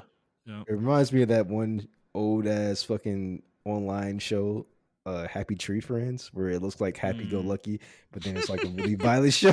Yeah. Yeah. Yeah. So I don't know. It looks really cool though. Those are the ones that stood out to me out of all those. Mm-hmm. Yep. All right, fair enough. So moving into the show proper, I believe the first game is the one Matthew McConaughey Yep. Exodus. talked about, which is Exodus, was shown, and this is a sci-fi RPG from Archetype Entertainment. This is We a new reported on studio. this a long time ago. Remember We that? did, yes. This is a studio made up of former BioWare developers, and they're a subsidiary of Wizards of the Coast. So this is the team that's made up of former Mass Effect developers that are making a Mass Effect style-ish game, sci-fi RPG. So I Yeah, mean, it definitely looks like it. yeah, it definitely does. What did you think of this one? Uh, from what I was looking at, it's almost like they're trying to redo Andromeda without saying it's Andromeda. The Yeah, No, the premise is the exact same. Like yeah. Andromeda, they left because they didn't have faith in Shepard and they thought everything was going to get destroyed, and they went off and did their own thing. And this is the same thing. Like you're the traveler, and but in this game, like the destruction already happened, so now you're doing something else. Is this like a prequel to Destiny? No, I don't think so. I That know, would be but think funny. about it. Yeah. You're the traveler and you're fleeing our solar system, and then you maybe eventually come back thousands of years later because of time dilation bullshit. And I would now I you're a would buy giant it. white ball. I would buy it, right, if they were Yeah. under Sony. I was like, oh, they can definitely tie this into Yeah, Destiny. yeah. Uh, I'm just talking shit, but that would be kind of cool. It's funny how it fits, though. It kind of fits. yeah. I don't know. I think it's cool though. They got me already. I'm like, whoop. I may be stupid because I'm super interested in this game. Like, I saw the 3-party squad. I saw the alien, the human, and another kind of alien monster. I was like, yep, they got me, man. I just love Well, sci-fi. this reminds me a little of Returnal, actually, in terms of its aesthetic. Yeah, that's Kind of, actually a good especially the point. way the humans look in their suits. Yeah. They have that same kind of design going for them. But no, man, I mean, this looks cool. I didn't realize when I was watching the trailer kind of what this game was, and until you said that, I was like, yeah, that's right. This is that Mass Effect game we talked about like 2 or 3 years ago when they first announced it. So this is exciting, and I mean, Matthew McConaughey, I mean, he's a fucking amazing actor, dude. So whatever he's doing in this game, I'm sure he's gonna knock it out of the park. So Yeah. that's also exciting as well. So I think there's a lot here, and the premise is cool.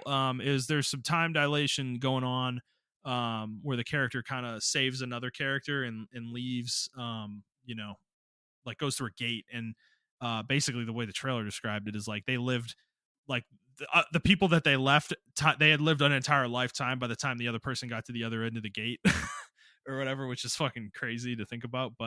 Um, but yeah, that's kind of a cool concept though, and it'll be interesting to see how they play with that in terms of story and maybe even gameplay, which they mentioned might be a thing. So Yeah. cool. Uh, All right, and moving then on. next we had what God of War God of War Ragnarok Ragnarok of is getting Valhalla. DLC. So this had been rumored, but not. I don't think it had been in the form they ended up announcing it, right? So it's God of War Ragnarok Valhalla is what it's called, and this is going to be a DLC that is going to be it's going to be free actually. So it's going to be a free download, and it's going to be out next week on December 12th. They're not charging anything for this, which is interesting, which makes me think it's going to be a really small thing, though. It seems to be it's going to have a free roguelike mode where you fight basically waves of monsters and you get certain power ups as you do in roguelikes. But it only had Kratos and Mimir, which, if you remember the end of the game, makes sense. Mm-hmm. So that's kind of interesting. It does make me wonder that maybe this is a precursor to something more substantial with this game that they might be doing, because we talked about this a couple weeks ago, the rumors of a Miles Morales style follow-up to God of War Ragnarok in Yeah. some way being worked on. So it kind of makes me wonder if this is just they're just trying to tie people over until an announcement maybe next year at some time. So Yeah. are you gonna play this? Probably. I mean, I'm not really into the whole roguelike shits. I understand it's like a huge thing. A lot of people like them. I don't know if I like them yet. I I gotta like just them play in one. certain games. Yeah, I gotta play it. I have to play Hades to see if I like him a lot. I mean, I know they've been around before Hades. Don't kill me in the comments, everybody. But Kill like, I him. don't. Just kill him. Just kill him. Okay. There Um, is no excuse. There's no excuse for this man to not have played Hades. I fucking evangelized the shit out of this game when I played it. All right. Like, I was telling people, I was saying crazy shit. Like, this is one of the best games. It was like one of the best games of that year that I played. Like, and it frankly is one of the best games of the generation. Everybody says that, so it's not just you. I just haven't Yeah. had a chance to get around to it. So Well, you need to fix that. Get your head on straight. all right, whoa. It's super good. All right, fair enough. Moving on. Big Walk. This is a follow-up game from the Untitled Goose Game developer. Anything you want to say on this one? Nah, I think I skipped that one actually. Same. Sorry. Looks weird and goofy. It's par for the course with that dev. Yeah, it's Moving on. definitely Yeah, gonna be a streamer favorite. One of those Yeah, I'm streamer sure. favorite. I'm Yeah. sure it will. Moving on is Hellblade 2: Senua's Sacrifice. We got another trailer accompanied by a musical number as well. This was one of 3. There were only 3 this year, musical numbers for the Game Awards Orchestra. But cool song that they played. But the trailer, just another kind of story trailer. But they did at the end give us a release window for next year of 2024. So we don't know exactly when, but they are dating this game. What'd you think? Bro, what are they doing with this game?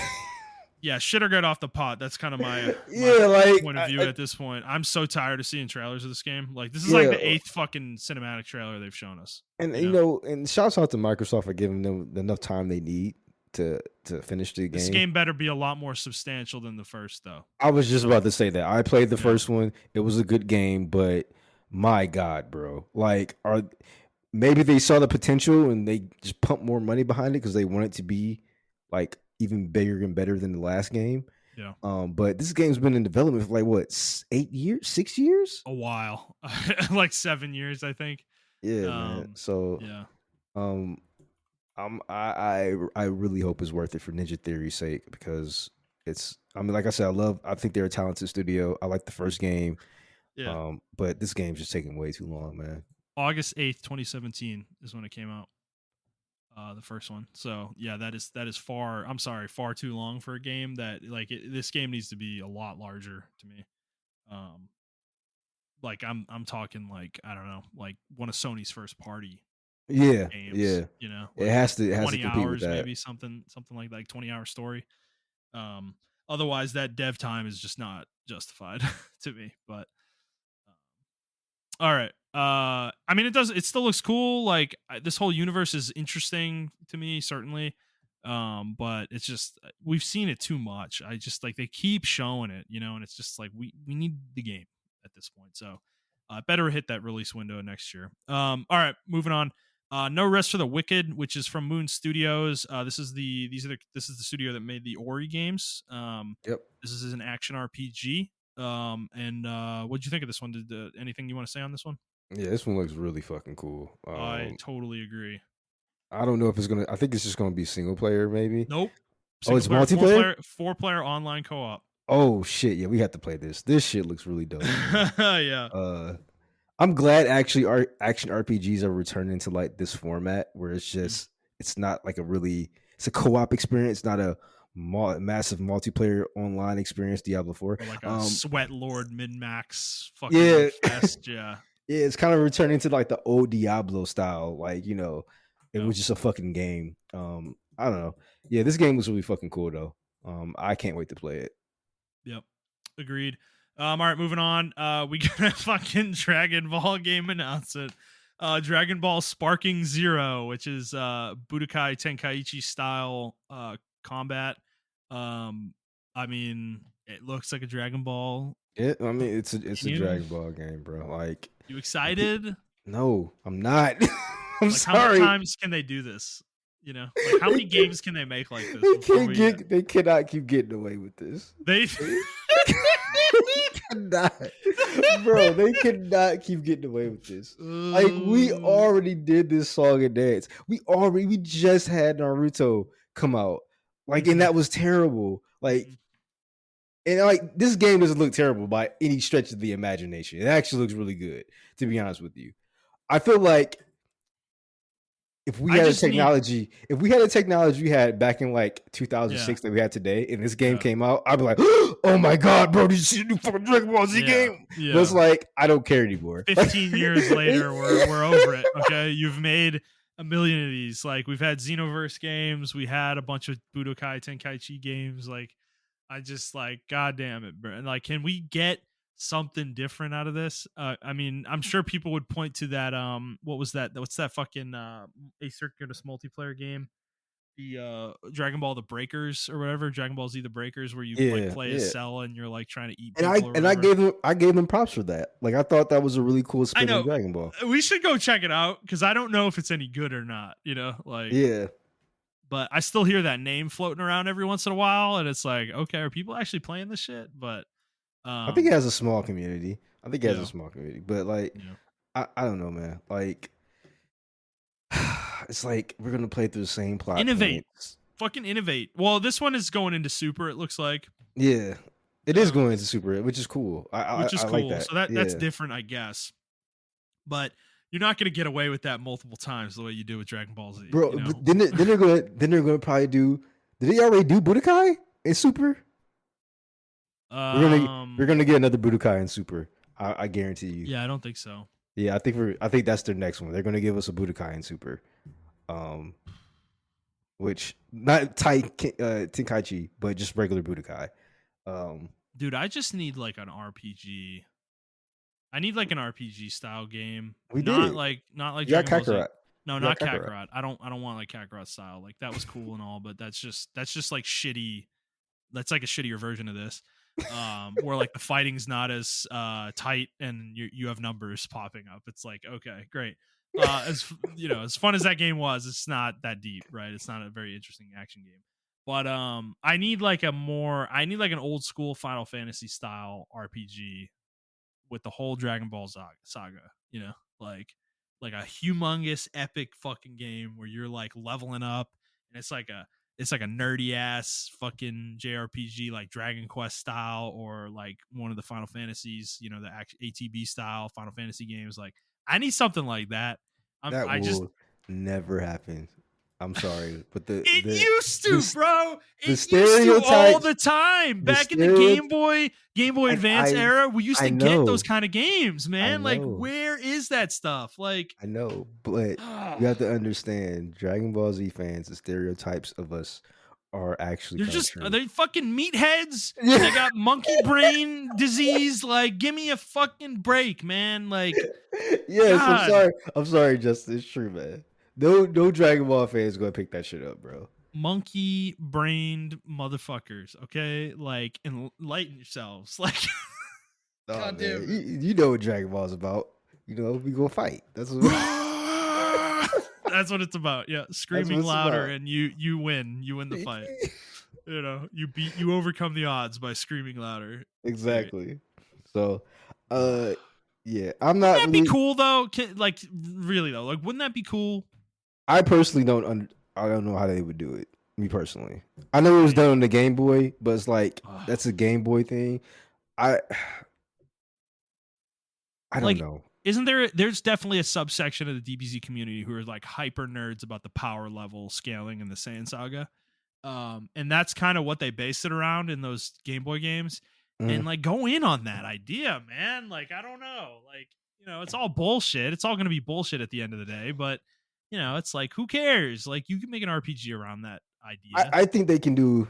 You know what they can do? I think they can do an RPG, like make a whole new story for Trunks, and he just has his own like RPG. That'd I be think cool. that would be really cool. I think he has a party and everything like that. He's time traveling and all this other shit like that. I think that would be like really cool to do. Because I'm trying to think of a person like who's not as powerful as Goku. I think if they were to do a RPG, we can either do like when Gohan was in the forest and kind of extend that when he was doing his training and shit like that, like have an Yeah. RPG out of that, Yeah. or like Trunks or somebody like that. I think that would be super fucking cool. Yeah, I think the issue they always found when they tried to do these kind of games was like people come in and out of the story, sometimes. So you'll have these sections like the Namek saga is a perfect example, right? That whole saga is like a perfect RPG setting for like Gohan, Krillin, and Vegeta, right? Like you like that's your party, right? In that section of the story. Yeah, And it would be great. You could stretch that out and extrapolate that out to a game. The problem is where the story in DBZ like kind of makes this an issue is when Goku just pops up and he just starts murdering everybody. It's like he'll break the whole game, because it's like, oh well, this guy that's more powerful than the whole party you've been building shows up, and it's like, well, that's not fun for the player probably. Yeah, So and that's why I think you just have to do your own thing. You have to make up an own story within the DBZ universe that doesn't revolve around Goku. It's going to sell because it's Dragon Ball, so it's going to sell. And you have to make sure the mechanics are really good to overlook not having Goku, overlook not having Vegeta or the main cast or something of that nature. You know what I'm saying? So it's definitely doable, but I just don't think it's doable with like Goku. I don't. or I shit, don't think. like, you know, make up a story the way the movies kind of do, you know, like something where Goku and Vegeta aren't around, where other people have to like step up Yeah. and fight. You know, it's like I think a lot of the young Gohan stuff could definitely be extrapolated into an RPG form. You know, Yeah, I mean they already kind of do it with Dokkan, Dragon Ball Dokkan, I think it's called. They already do it with that. yeah, but that's a So, gacha game. I don't. but that's what I'm saying. They can take like the elements, they can take like the structure, right, of that kind of Yeah. game or something like that, Yeah. and kind of like it's doable. I mean, Dragon Ball fans play it and they love it. I mean, they're fucking meatheads and they you know. We're talking so much shit right now. Yeah, I mean, I'm talking about the gacha community in general, but like, yeah, I mean, y'all monkey Let's just brains for that clarify. shit. We're DBZ fans here, okay? Yeah, so we're talking about ourselves. We're monkey brain with you, okay? Like, Yeah. like we're not saying we're better than anybody. I just want to point that out. Yeah, no, I when I was saying that, I was talking about myself too, but like I don't play Dokkan though. But no, that's a level of degeneracy I just cannot get into. Yeah, so like, I'm sorry. My but experience yeah, with gacha games, that game in particular, I've heard really bad things about. yeah, so I don't know. I think it's all right. All I right, think fair it's enough. doable, rather. Yeah, there you go. Yeah. That's what I'm looking for. Yeah. All right, let's move on. Yep. We're getting caught up here on a fucking tangent.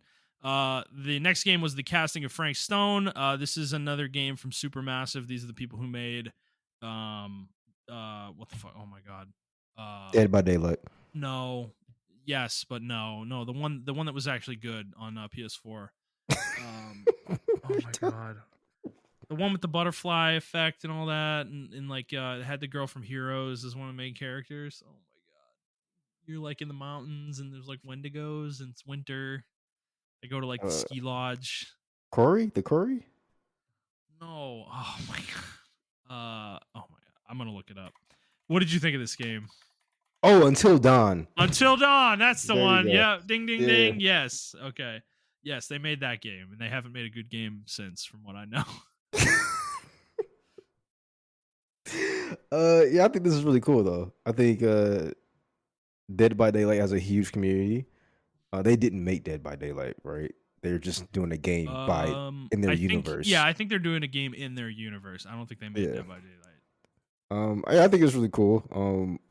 And I'm all for a horror game. So, but it looks like it's gonna be a narrative-driven horror game. So I don't know. Yeah, that's what they do. Yeah, but that's what they do. Yeah, but I don't know. It looks really cool. I am actually excited for it. I'm not. All right, moving on. Next game. This one was actually a surprise. So, Visions of Mana from Square Enix was shown, and such an asshole.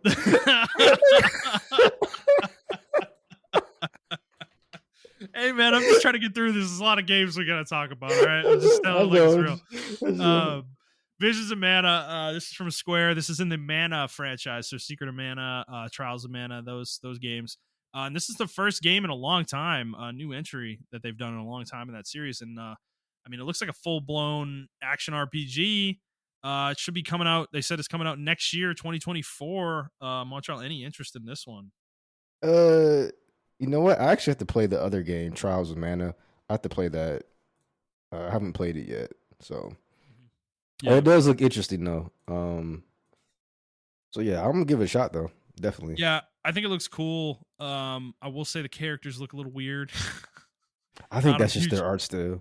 I'm not a huge fan of it personally. But if the game is good though, I will probably play this. So I'm probably gonna get so much shit for this. You know what it looks like? Like in 3D, you know what it looks like? It looks like an off-brand Dragon Quest. Yeah, no, like it has a very similar aesthetic style to Dragon Quest. Yeah, that's what it And reminds me I of. kind of think that's why there hasn't been an entry in this franchise in a long time, because it kind of is just an action RPG, great value Dragon Quest. Like, so I don't disagree with you necessarily, but I it know I'm could be probably good gonna though. get killed for that. Like if we ever get popular, people come back to this episode. You caught Trials of Mana off-brand Dragon Quest, bro? What the fuck? I'm like, all right, off-brand Noni Kuni, whatever. I But mean, whatever. there's a reason why there hasn't been a game in a long time. I'll just say that. All right, much. Let's move on. This was the next game was the Hideo Kojima game OD. Oh, Um, brother. I mean, there's not much to say here. Yeah, oh brother is right. I mean, there's no game here. Do you even believe this is going to come out? No. The reason I say that is because every time he does a collaboration with some super high popular person, if it's not an actor, he tried to do a collaboration with Garrett de Tormo, and that didn't go through. Now Well, he's he was doing in one. Death Stranding. No, he was trying to remember he's supposed to do fucking PT. Yeah, they were gonna. They were Silent gonna. Hill. Yes, I do. Yeah, but they ended Yeah. up collaborating with Death Stranding a little bit. I thought he was just an actor in that. He actually write that script. I don't know if he. I don't know if he wrote anything, but there was a collaboration there. It happened. Yes, he was an actor, but I don't know, man. Like, you know what Kojima games are? And you know what? This is not a knock at this game. I love Death Stranding. Don't get me wrong, man. But I feel like now Kojima games are the iPhones. It's the Apple of gaming, right? Yeah. Like it's like this high prestige game, but like underneath it is really not like it's not that deep, bro. Montrell, You know what I'm saying? meme. You know the meme you've sent me before of like the guy looking at like a prairie land, and then it has a caption of Japanese prairie land, and the guy's losing his mind. You know, you make fun of me for that sometimes. I feel like that's where we're at with Hideo Kojima, right? Like he just has a couple people on a screen saying some random shit, and everybody loses their mind. You know, they're talking about like purple hippopotamuses and fucking, you know, whatever the fuck. That's And exactly everyone's what like, it is. "Oh, it's so deep. Oh, Hideo's such a genius." And it's like, okay, That's I mean, exactly what it is. That's yeah. 100% what it is, bro. And that's where I feel we're at with this at this point. Like, this is ridiculous. Okay, there's no game here. He's bringing out Jordan Peele, and Jordan Peele's like talking to him like somebody insulted Hideo Kojima like he's his fucking dad, you know. And I'm like, what is going on here? Like, can we calm down? I said, I will say, Death Stranding is one of those games. I was the biggest hater of it until I played it, and I was like, yeah, oh, I get it. I need to play it. I mean, I'm not doubting the game is really good.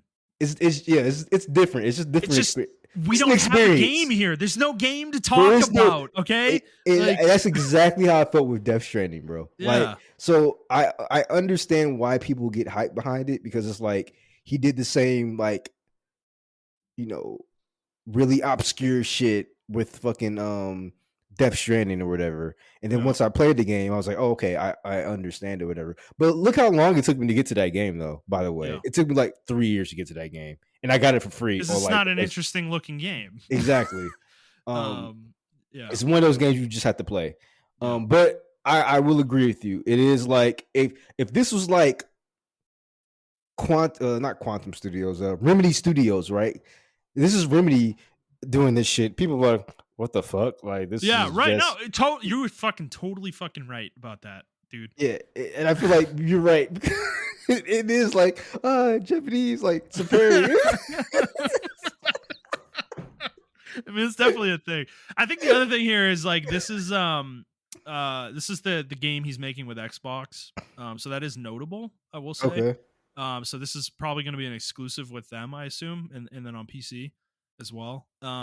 But the other thing he said, and this is where I start to kind of it like loses me a little bit. He's like he said something along the lines of I'm trying to make something that's never been made before, you know, like a type of game that's never been made before.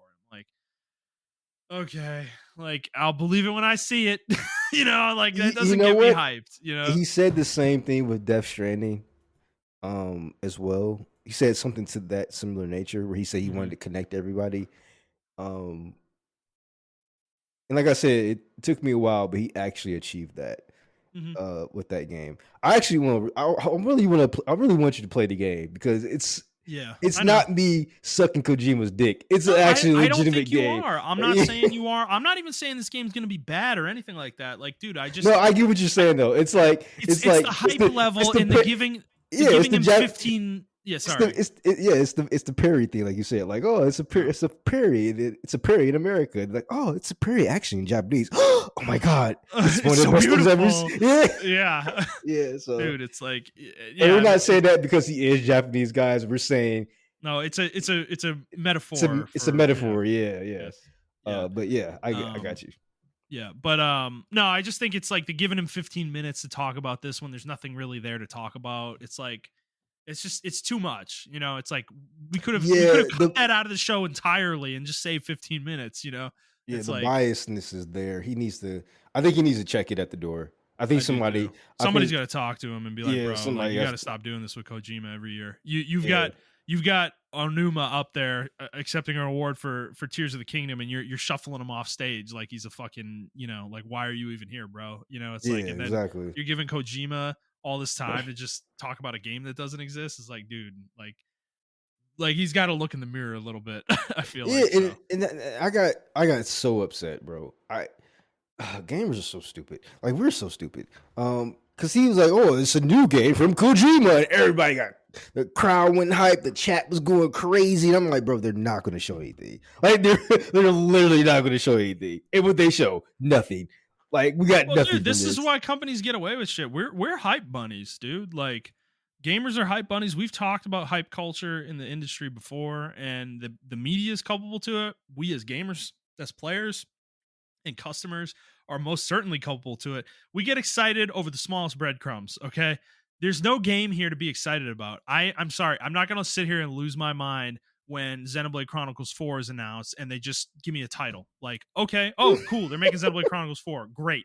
If they come out in their first announcement for the game is this like 3-minute trailer where I see gameplay and story and shit. Oh, fuck yeah, I'm going to get hyped. But like that's not what this is, you know? It's like so I just want people to understand the difference between the two. You know, it's like when a Yeah, company comes prepared with an announcement and it's got substance, like you are seeing the game, you're seeing the actual game, you know, and it's not just cutscenes or it's not just like a pre-rendered trailer, or it's not just a fucking title crawl or something like that. Like that's when I get hyped, you know.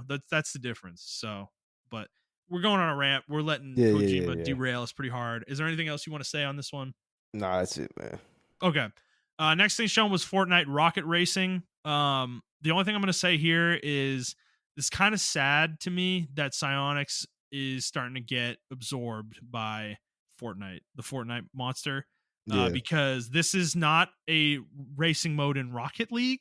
This is a racing mode in Fortnite, which sounds cool, but I don't know. It's just that sucks. So I you know what? I won't rant on this too hard. Um, but like I don't know. One thing I will give Fortnite, bro, is they give their player base options yeah, true. to do a lot of different shit. And people are always saying, why is Fortnite good? Why is Warzone like not, pulling Fortnite numbers? Why is Apex not pulling Fortnite numbers? Because they just don't do shit like this. Game's stale in comparison. Yeah, like do shit like this. Shake the meta up. Do stuff. Like try different shit. I haven't touched fucking Apex in like a week, 2 weeks, bro. And when I do play, I play against a predator. Like why am I playing against a predator, bro? Like I haven't played this game in like 5 weeks, bro. Yeah. I play Fortnite. I haven't played in like whatever time, bro. And I come back and I have fun each time because my shit is depreciated. My MMR has depreciated, and I'm not playing with the best people. I'm playing with people on my level, which are probably like fucking 5-year-olds at this point. But like I play, even when I'm playing with my friends, like they notice that they're in like low level lobbies because I'm playing with them or whatever. Yeah. So it's like, why? And everyone's having fun. Like I don't know, man. I don't know. That's all I have to say about that. I ain't gonna harp on it anymore. But yeah, there's a reason why for people who hate Fortnite, There's just a fucking reason why Fortnite's on fucking top. And it's because of stupid shit like this.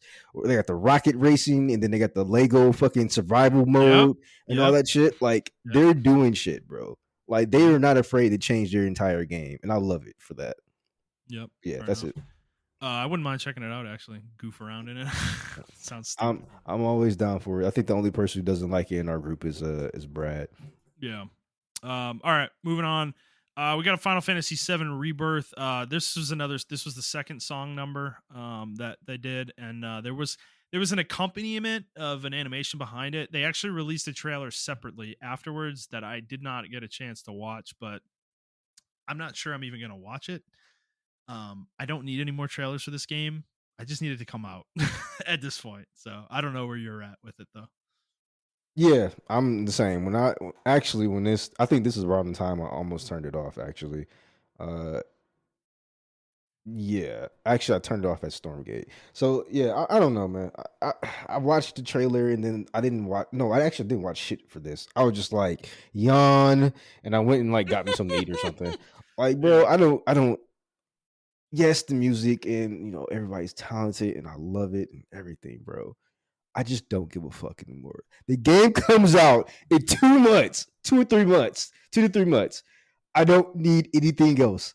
If you're not gonna drop the game, just don't fucking drop it. Like, Or a don't show me anything demo else. Yeah, or if you're not something. dropping a Yeah. demo or something like that, I literally don't fucking care. Don't care. I'm Yeah. sorry. Yeah. Sue me. Are you excited for the Apex Legends collaboration? Fuck no. No, I'm not, bro. Don't you love that it was Crypto, the Asian character that gets Cloud's Buster Blade? Like, Yeah, I'm not gonna play him. And then like fucking I think what's her face? Wraith is Tifa, and then fucking I don't know who's supposed to be Aerith. I don't even know who that is. Like I don't know who that is at all. yeah, Yeah, I don't know. We've been saying they need to do calibration events like this, but I don't even think they're getting skins. Are they getting skins? I don't know. I don't care. I'm done with Apex, bro. Like I moved on. I'm at the point where I'm thinking of just uninstalling it. I don't think I'm gonna play it again. Yeah, I think they're just getting the fucking sword. I think that's it. That's pretty bad. Yeah, like if there was like a Crypto Cloud skin, that'd be pretty sick, actually. But I think okay. It's oh no, it says it seems to suggest. So we don't even fucking know yet, and it's not okay, coming to what? Guess what? January 9th. What the fuck are we doing, Apex? a month from Why now. are we Yeah. announcing this right now? I think they're desperate, dude. I don't know how the game's doing right now. Like, what's the state of the game? Is the game Oh, healthy? it actually has the lowest Twitch numbers and the player count's depleting because they're not doing nothing. The game's boring as fuck to play. Yeah, I'm playing against predators in silver lobbies, by the way. because they're the only people playing the game, man. The hitting MMR shit is crazy. I don't know when starting this game. Next. All right, moving on. Tales of Kenzeru Zao. Anything you want to say on this one? This looks pretty Metroidvania cool. style game. Yeah, this looks pretty cool. I'm actually going to play this game. I actually thought this was like Prince of Persia for a minute. And Yeah, I was like, oh, it reminded me of it for sure. Definitely, Yeah. I was thinking the same thing. Yeah, it's coming on Yeah. April 23rd. Also, Yeah, I'm picking it up for sure. I think it looks really cool, and it's a black hero, African hero, so it's based off African culture. So you definitely know I'm going to support it. Let's go. Okay. Fair enough. All right, moving on. Don't Nod's next game was announced. Lost Records, Bloom and Rage. It's a narrative adventure game. Yawn. And it's coming in 2024. Yeah. Yeah, yawn. I right. wasn't a friend of Life is Strange. I don't get I've the. not played them, so I'm always pretty sure interested, but I'm pretty sure they're good games. They're just not my type of games. yeah, gotcha. All right, moving on. Next one shown. There was no gameplay here, but this was probably I'm gonna say this is probably the biggest announcement of the show. Actually, maybe outside of the one that was the final announcement, this might be the second biggest announcement. Was Marvel's Blade, which is going to be made by Arcane Leon, which is the main studio for Arcane that made Deathloop and the Dishonored games. Okay. And this was a brief teaser. Did you ever watch this? Did you get around to watching the teaser? He's in a barbershop. Oh yeah, but they didn't show any gameplay or anything. It was a cinematic teaser. No, it's just a cinematic trailer, but Yeah. it set the mood pretty well. That was pretty cool. He was getting a shave on his face, and the barber was like really intimidated, and he said like, "I don't bite" or something like that, because he's a half vampire. Yeah. And then like all hell breaks loose outside before the guy gets anywhere with the shave. So he gets pulls the blade out, and that was the end of it. But they came out and talked about it for a bit, but kind of a cool concept. I think Arcane is the right studio to make this game, though. I will say that's I pretty good I pick. I will say, thank God, and they bet not change this shit. Thank God it's fucking third person. I can't do another first person game, bro. I'm Yeah, sorry. I did not yeah, like Dishonored because it was first person. yeah. And I know a lot of people hate that, but I did not like it because it was first person. Like I didn't care. I don't care for first person stealth games at all. Yeah, first So person action, I think, especially games where you have melee combat in first yeah. person, they just don't play that well, in my opinion. I think they're really difficult to pull off in a like satisfying way. And I know a lot of people would disagree with that, but Mm-hmm. that's just kind of how I felt about them over the years. Which is why I've never been a big fan of the Morrowind game, or sorry, the Elder Scrolls games, in general, because they're all first person. It's like Well, that's like I play those exclusively in third person. yeah, which you Like can do, and that's the only way I've ever played them is playing them in third person. I can't play them. I can't play them in first person. So, but again, I think this is the right studio. There was no release window announced; it was just a game announcement. However, the interesting thing, there were no platforms announced either. So keep an eye on that one because Arcane is fully owned by Microsoft through Bethesda. So that's kind of interesting. yeah, it is kind of interesting. All right, moving on. Next one, Mecha Break. Yeah, Some this game looks really fucking cool to me. I was like, oh Okay, shit. okay. I'm I not, wasn't sure how I you were gonna feel I don't about have it. too much to say about it, but like, yeah, I thought this game was really fucking cool. I'm glad that it got the spotlight. I'm definitely going to try to apply for the closed beta test. I think it looks really cool, and I think it came out in a really good time because Armored Core kind of brought Mecha back on the map. So hopefully we get more Mecha games, or they popularize more Mecha games. Um, I really feel like Front Mission had came out after Armored Core, a lot of people would play Front Mission. Mhm. Yeah. So uh, yeah, man, I'm excited for this game. It looks really fucking cool. All right, fair enough. This is kind of where my eyes glazed over a little bit with these two games. Yeah, The next one was Palia. This is from Singularity Six. Six. It is a life sim. It already launched on PC, but it's coming to Nintendo Switch on December 14th. So, nothing to say on that one, I assume. yeah, nothing. I don't really have anything for Palia or no Light No Fire. Well, Light so I'll No talk about Fire. this one. Light No Fire is the next one. And this is the next game coming from Hello Games.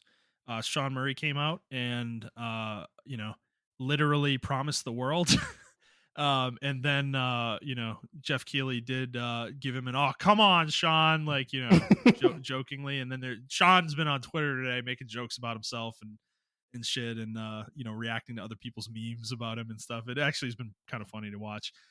He's very self-aware of the the No Man's Sky lead up, of course. So but it did look cool. It's like an open world survival kind of MMO style. So they're making a game where they're trying to make a to scale planet procedurally generated, and players will be able to exist in that same space together. So interesting concept certainly, but won't believe the hype personally until you see it on this one. So Yeah. all right, moving on. Next game. This is where I started to get a little hyped. Was Stormgate. So this is a PC strategy game, RTS game from Frost Giant Studios, and this studio is made up of former RTS game creators, from StarCraft 2 developers, Warcraft 3 developers, and then I think Red Alert was the other one. Some of them came from. So these guys have some bona fides within the space of making RTS games, and they've actually launched a Kickstarter as well this last couple weeks of this game that is currently sitting at I think 1.3 million backing in terms of crowdfunding. This game, they said though, is already fully funded up to release. So the Kickstarter is not for funding for the game, for the development of the game. It is literally they're saying it's being used as basically a pre-order platform and enabling them to do a collector's edition, a physical collector's edition, which they were Okay. not going to do otherwise. Okay. Cool. And then there was another reason they mentioned as well that wasn't related to pre-orders. It was something else. I'm trying to remember. Oh, for beta testing, to give people beta test access as well, Okay. which is cool. So the game though is already out there. People have been previewing it actually the last few weeks, and it looks pretty good, man. I'm actually kind of encouraged by what I'm seeing here. And Yeah, I'm actually this, surprised you didn't bring it up sooner. I saw it pop up on my timeline as far as I just haven't been paying YouTube. attention to it. Yeah. Yeah, it came up on my YouTube feed like a couple of times. I watched gameplay and I was like, man, this looks really good, actually. Yeah. Yeah. I'm not, I wasn't actively looking for it. When they put it in my face here in the Game Awards and I saw the trailer and I'm like, I started looking into it some more after that. And I was like, okay, there might be something here. Like, this I is, will say the gameplay I watched. Sorry to cut you off. The gameplay I did watch, it is very StarCraft 2y. yes. So I don't know how people would feel about that.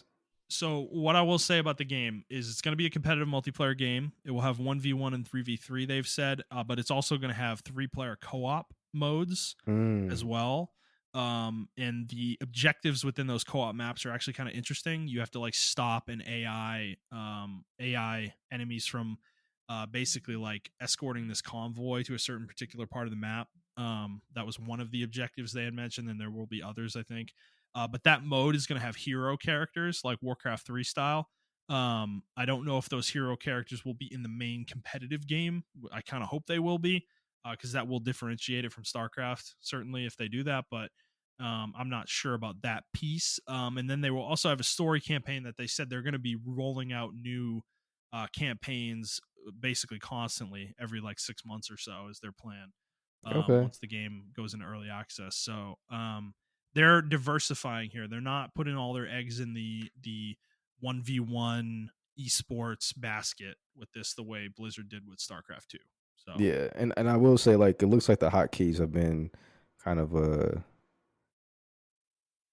simplified as well. They're using the QWER think yeah, scheme that MOBAs use now and everything like that. So I yeah, think the hero thing will actually work as well if they use that with the yeah. heroes that they introduce. So I don't know. It looks really cool. Like I like it. My biggest fear is just it just turns into StarCraft 2 like toxicity again. And I agree. I don't really want that. I wouldn't really play the game for that anyway. If we were just playing, I'd probably just play custom maps with y'all and just Which play there will it. be a full custom map editor in the game client. You will not have to leave the game client to make maps. So Nice. which that is actually that's new. That I don't think anybody else has really done that before. So maybe they have, but that's new to me, I guess I should say. So it looks good. Check it out, Frost Giant Studios. Like I said, there's a Kickstarter going on if it interests you. So you can pre-order the game, get beta access, etc. All right, moving on. Guilty Gear Strive trailer. I don't have anything to say on this one. Yeah, no, Um, the anime characters hot. They were always hot in Guilty Gear, but I always say, they're I pretty much always hot in every anime thing ever. well, Like, I don't like to call them hot because then they might be revealed to be like fucking 12 or some shit like that. And like, yeah, oh no, you're a pedophile, and I'm like, fuck, man. yeah. So I would yeah, hope that this character in particular is not 12, the one I'm you, looking at. you But never fucking know, bro. you never know. You never know, man. They got stuck in a time dilation loop where they never aged, but their body did for some reason. It's always You know. the opposite too. Yeah, yeah. It's always like Like the girl. why are they a kid? Why do they have to be a kid? You It's know, why couldn't always they? Yeah. bro, it's always the grown ass looking characters, like the grown ass women looking characters like 16. And then like Yeah. the little chibi characters that are like fucking 40-year-old dudes, yeah. Yeah, right. Give me a break, man. All right, moving on. Before we go on a tangent, Final Fantasy 16 is getting DLC. We knew this already, but they announced two of them. One, Echoes of the Fallen, is actually out right now. You can buy it right now. The second one is The Rising Tide, which I'm assuming is going to cover the Leviathan, uh, not plot hole, but kind of mystery, I guess, from the main game. I assume all the characters from the game were back, so this is definitely taking place before the ending of the game, okay. certainly. But yeah, so that's coming in spring 2024, The Rising Tide. But Echoes of the Fallen is already out. If you want to play that, So what is Echoes of the Fallen? Is it like a Is it like DLC? Yeah, no, there's a story. Like I think there's story to it. Like there's a new area and stuff that you're gonna go to. I don't know how large it is. It's probably not that big, but um, but yeah, No, that's interesting. All right, cool. yeah, fair enough.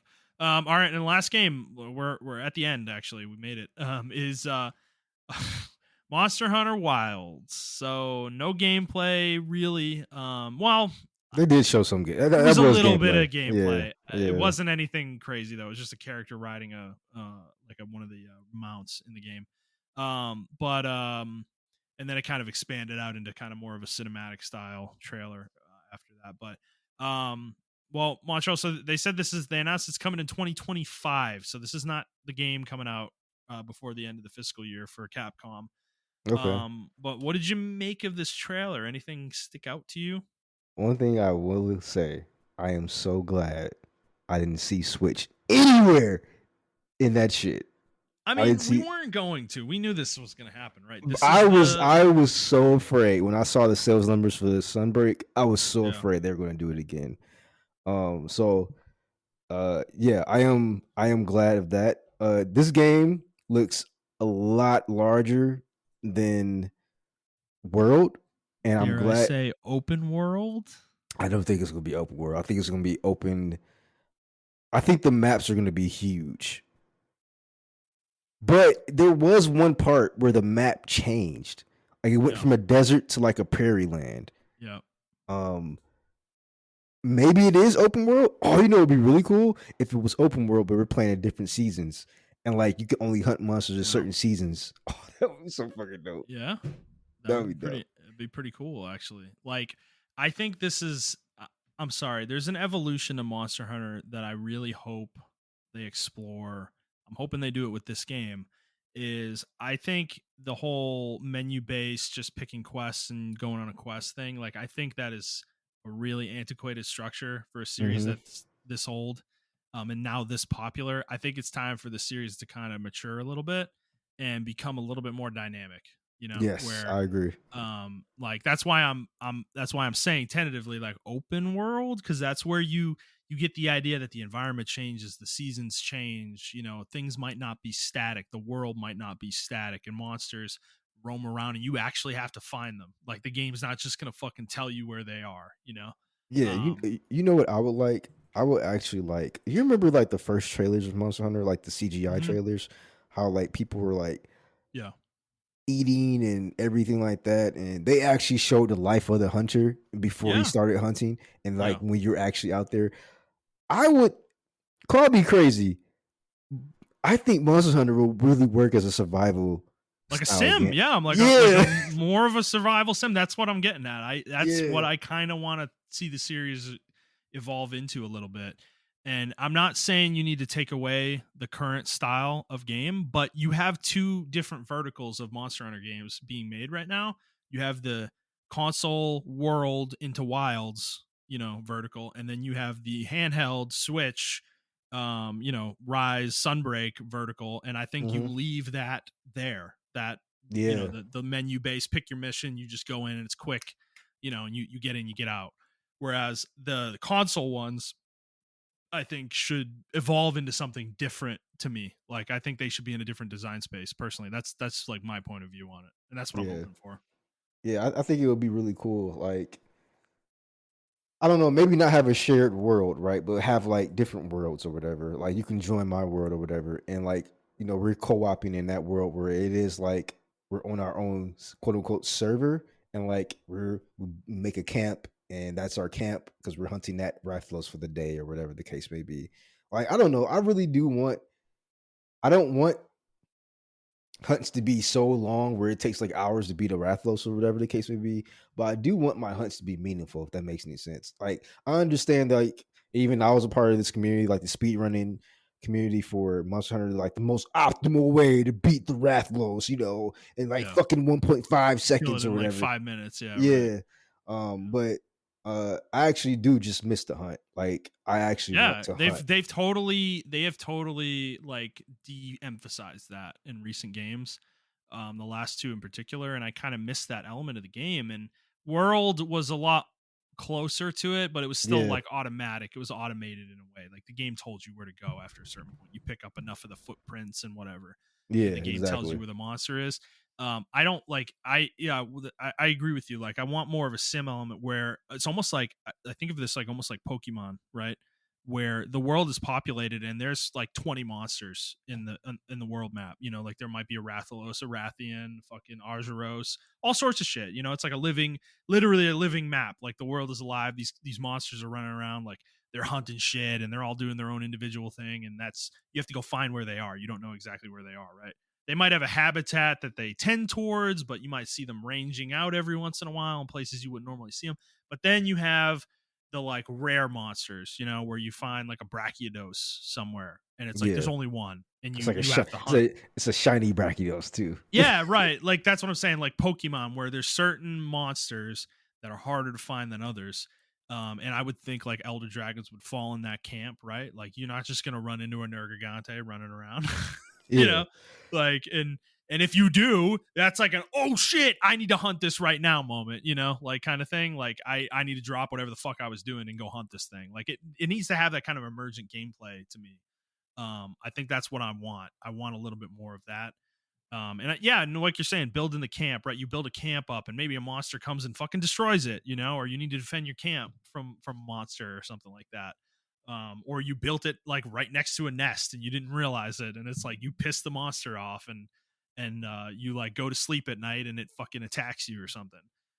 Things like that. Like that's kind of what I want to see a little bit more in the game, and then maybe like real towns for once too, like places you can go that aren't just like hubs, you know? yeah. That always bothered me with Monster Hunter.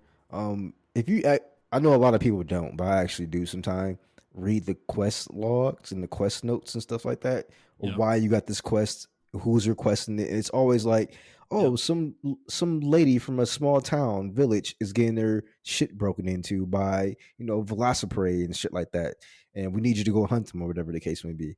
And it's like, yeah, but where the fuck is this town at? This is Right. my main town. Like, Yeah. it's very vague. And then you only go to the same, however many environments or whatever you go to or whatever. So I would like to actually see that. Like you can travel between towns and everything of that When nature. you actually see the destruction, right? You can go walk up to the lady who gives you the quest, you know, and you see her fucking home got destroyed by these things, you Yeah. know, and you see that destruction. It's like I'm not saying I want it to go like full Witcher or something like that Yeah. necessarily, but I mean, maybe a that would little be bit closer cool. to that. Like I think it would be cool, and I don't want it to turn into just like another RPG, you know, where it's like an open world RPG necessarily. They have got to maintain that like survival sim element. I think that's really key if they're going to make Monster Hunter bigger, like the way we're talking about. They need to maintain that to keep the game unique to me. But it's something crazy where I play The Witcher 3, and I know I'll probably gonna get killed for this too. It's more Monster Hunter than Monster Hunter is now. Like I have to prepare. True. Like if That's I play true. Witcher 3 on Yeah. Death March, I have to Yeah. prepare my You're totally elixirs. right. I have Yeah. to prepare You need to everything. read the monster log on what the monster does and what it's weak to. You know what Eh, signs it's weak to and shit. Yeah. Yeah, exactly. And I mean, to a certain extent, you have to do that with Monster Hunter as well. But to the over. It's not to the extent of The Witcher, and I understand why. Right? They're like compared to The Witcher, there are hundreds of monsters, or not hundreds, but like there are tens of twenties of monsters or whatever in Monster Hunter World or Monster Hunter in general. So that would be kind of hard to kind of do. But yeah, I don't know. I just want like a more dynamic thing, like you said. Like if I have to hunt two monsters, right? Um, instead of just hunting at night, like I have to stay out there and I have to like build a camp and I have to find a safe location to build a camp. Once I build a camp, I have to rest there after I hunt the first monster because the first monster took so much stamina out of me for that day that I had to Mhm. go back to my camp and then rest and then come back. Now that may be annoying, but maybe there's some kind of mechanic or whatever where my hunter can build up stamina to where I can start doing 2 hunts a day, 3 hunts a day, or whatever Well, the case may that be. would be part of the progression, Yeah. you know. Yeah, I think they should start doing some kind of hunter progression, not just the armor. I do appreciate like, the progression is the armor, but I feel like your hunter as well should like have some kind of like stat or Mm. something like that. Yeah, I don't need like a skill tree necessarily or any. Like, I don't know if I wanted to go that far, but I do agree with you. I think your character should have some kind of progression system tied to them as well, where you get better at certain things. Yeah. And I don't know. We're almost talking about this like we want it to be an MMO, where it's like you have like a fishing skill and like a skinning skill and a cooking skill and Well, shit I like that. think they Like, want to take it that but way, but I don't think the style of Monster Hunter works as a full scale MMO. It would just be Final Fantasy, or I'm sorry, it would just be Fantasy Star Online at that point. yeah, Which I don't think they want to take the direction. I don't want them taking that direction. me I just either. want, I just want, I want Monster Hunter World but bigger, and I think that's what they're going to give us. Um, and I just want the hunting element to come back. I want me to actually look at tracks, and I don't really need the scout flies anymore. I think I liked it at first, but like you said, it just became automatic, and I Well, understand why they did yeah, that for the newer players, right? But right. like, I like the idea of the paintball. The only problem with the paintball that I had an issue with was the description said you throw the paintball and then it drips, and then that's how you're able to follow Right. the monster on the map in your map. Well, instead of just doing that, how about we actually have a, a paint Drips on the ground, yeah. that drips Or on the you see the ground? footsteps, dude. You can like actually find tracks and you analyze what the tracks are and you're like, "Oh, this is a Rathalos. That's what I'm hunting." Okay. And you actually follow the tracks, to Yeah, where it exactly. leads, It's like you actually hunt, and do tracking and stuff like that. Like And we they have the and they did that technology in now to do World. this shit. And to their credit, they did do that in World. Yeah, but they made it automated. Like the player doesn't have to do anything. You just pick up enough of them where the game tells you where to go. It's like I'm saying it doesn't do that. Like Mm, it tells you what the monster is, but then you're like, okay, I need to follow this, and then it might cross with other monsters' tracks, and that might throw you off the path or something like that. I don't know. It would annoy that some of that stuff might annoy people. I get yeah, I maybe me and get it. Montrell are a little bit more like niche with what we want than what they're probably gonna do. But I don't know. Well, I will defend you. I will defend you on that one because it was like that in the old Monster Hunter games Yeah, to the extent where you weren't tracking them, but I knew where the typical places where I didn't have to paintball or use like it's called Mun Serum or something like that. yeah, I knew where the Raffles spawned at, and then his places that he was gonna go. Like I knew it because I hunted him so much. I just knew that he was right. gonna go. Um, and maybe they do something like that where, like you said before earlier, there are certain habitats. Like okay, the Raffles loves to stay up high in high places, so I'm just gonna go to the highest point in the map now because I know that's where he's gonna be at. And maybe he's not there all the time; it's more dynamic. But you have a starting place to go. Like I hunted the Rathlos so many times. I know he's gonna be here because that's where he's at, or whatever the case may be. Right. I don't fucking Right. know.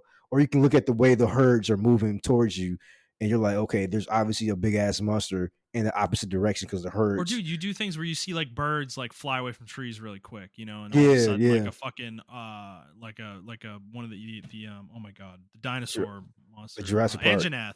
Like Oh, Andrew Nat. Yeah, an Anjanath comes out of the trees and is like, "Oh shit," or something like things like that like those like real life kind of signs that disturbances are happening, something like that. Or it's even like the like when monsters fight each other, in World, like those were really cool, right, where the monsters would like attack each other and do damage to each other and stuff like that. But I feel like in a more what we're talking about, a more dynamic setting where they actually fight each other, and then one of them like maybe the one you're hunting just like bolts, because the world's large enough to do that, and all of a sudden you're in a chase, you got to chase it down, yeah, to like exactly. finish your hunt off. Like you don't do that in Monster Hunter usually because the monster doesn't run in that way. Like it runs to a different area and you gotta walk over there. It's like, but this is not what I mean. I mean it's literally trying to get away from you. It's like it's not just like a programmed thing where it's like it's just going to a different spot because you've done enough damage to it. Yeah, Maybe something happens that scares it away, like another monster shows up or something like that. That's like yeah, maybe a natural predator for it. yeah. And I feel like they may do something like that with the game. It looks like they're going in that direction to like almost getting back of the roots of Monster Hunter. I just want it to be like, yeah, I just really want it to be a hunting game again. Like, I Yeah. don't know. I think World was going the right direction, but then it went in a totally different direction with Rise. Yeah, I think it went Um, backwards with Rise back to yeah, the unfortunately, like it went towards that speedrunner mentality, I Yeah. think, and as much as like I think there needs to be a place for that. I'm not saying we take that away. Like I Oh think yeah, yeah, those yeah. handheld games, that's kind of where that belongs, right? That's what I want though. I want both. And I think the fact that they're doing two different development teams that are making two different styles of Monster Hunter games. I just think this is the perfect way to do this. You kind of split the design of what each one of those is doing. They're not just the same game. One's on a handheld and one's not. You know, it's like Yeah, I exactly. don't really think that's the right approach for Monster Hunter going forward. So I don't know. Maybe we might be wishing for too much. There's probably like way too much ambition in what we're saying for them to pull that off all in one game. But I mean, this is a full next gen title, though. So I mean, they should be able to do everything we're saying. They just need to have the desire to do that, you know, from a Yeah, design exactly. standpoint. So, anything else you want to say on Monster Hunter? No, that's it. Okay, fair enough. Well, that was it for the Game Awards. For the announcements. Anything else you want to say on the show? No, I like the trailers and everything of that nature. Yeah, Jeff Keighley just got to wrangle in some of his bias in the Yeah, show. That's about it. yeah, and some of the bloat. Like we don't need all the game ads and shit, but I'm sure Yeah, that's what makes him a ton of money. So, yeah. all right, moving on. This was before the Game Awards. This was a big reveal. GTA 6 got its announcement trailer with a 2025 launch window. Minute 30 trailer. Looks great. I will say I kind of wasn't sure about this when the trailer was running, but I went and read about it. A lot of the stuff they showed in the trailer are real events being depicted in this trailer. That are things that happened in Florida. So that's interesting. What did you think, Montrell? Yeah, I think the trailer looks great. I'm normally not like a GTA person like that. Mm-hmm. Um, I beat GTA 5 and everything of that nature, so I am familiar with the franchise.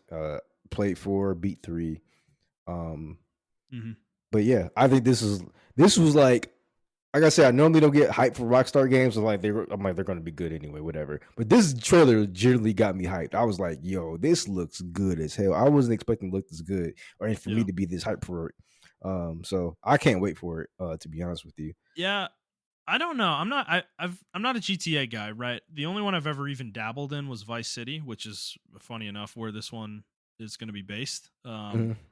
And I did like that game of what I played of it. Like I really love the energy of the game where you could like turn the radio on and they had the like fake radio shows and Yeah. stuff. Like I love that shit, dude. It's so awesome, right? I love that energy out of GTA. And obviously I think they're going to continue to maintain that kind of thing. But I think the thing I'm wondering, we're talking about dynamic gameplay, right? In Monster Hunter. I think GTA is in a similar space, right? Where Yeah. I think that's kind of where the franchise needs to go. And they've had 10 years to develop, or think about what they want to do with the next GTA off of GTA 5 and GTA Online, right? Mhm. And I'm sure they've done a lot of this stuff there. And I know we've talked about GTA Online where there's some monetization stuff that's kind of ugly and all that stuff, but I'm putting Yeah. that This. aside because this is like the single player stuff I'm talking about. Yes. Yeah. So Yeah. when I played of the single player, it is dynamic. It's very Yeah. cool. I think the stories is the mission structures are really cool. I think the heist that you do in GTA 5 is really cool. Hmm. I like GTA 5 a lot. Um, even in GTA San Andreas, it had more of a RPG feel to it. Yeah. Like you can make your character get fatter if you keep eating fast food and stuff. And That's awesome. he's like slower and everything. Like CJ's slower and everything of That's that nature. amazing, dude. Or you can do push-ups and go to the Yeah. gym and work out and get buff and you get faster and Yeah. jump higher and everything of that nature. Yeah. In GTA 5, you can hunt. Like there's a whole hunting area that you can start hunting in and everything. And the Mhm. animals are very dynamic. It's really cool. It's actually impressive how much shit is in GTA 5 for that to be like a PS3/PS4 game or whatever the case may be. Wow.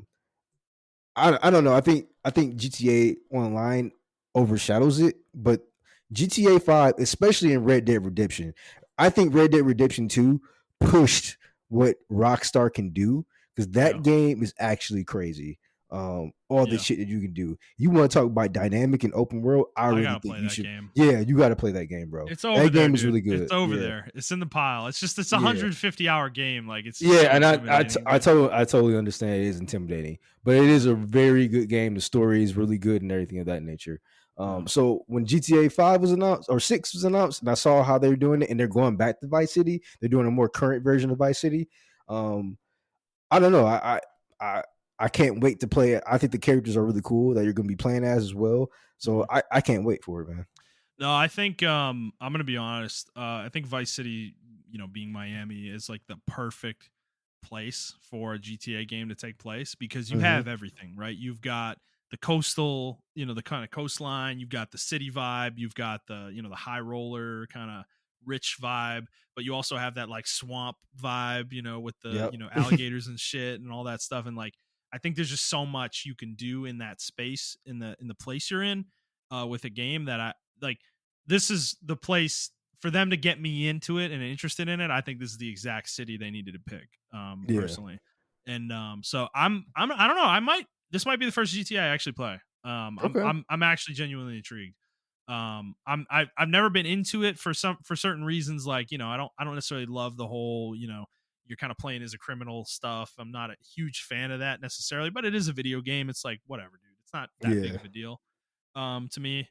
So I think the fact that we're so far ahead, we're getting it. And this is a full next gen game, by the way. This is not. There's not going to be a PS4, Xbox One, release for these. So this is a full next gen game or current gen game, I guess I should say at this point.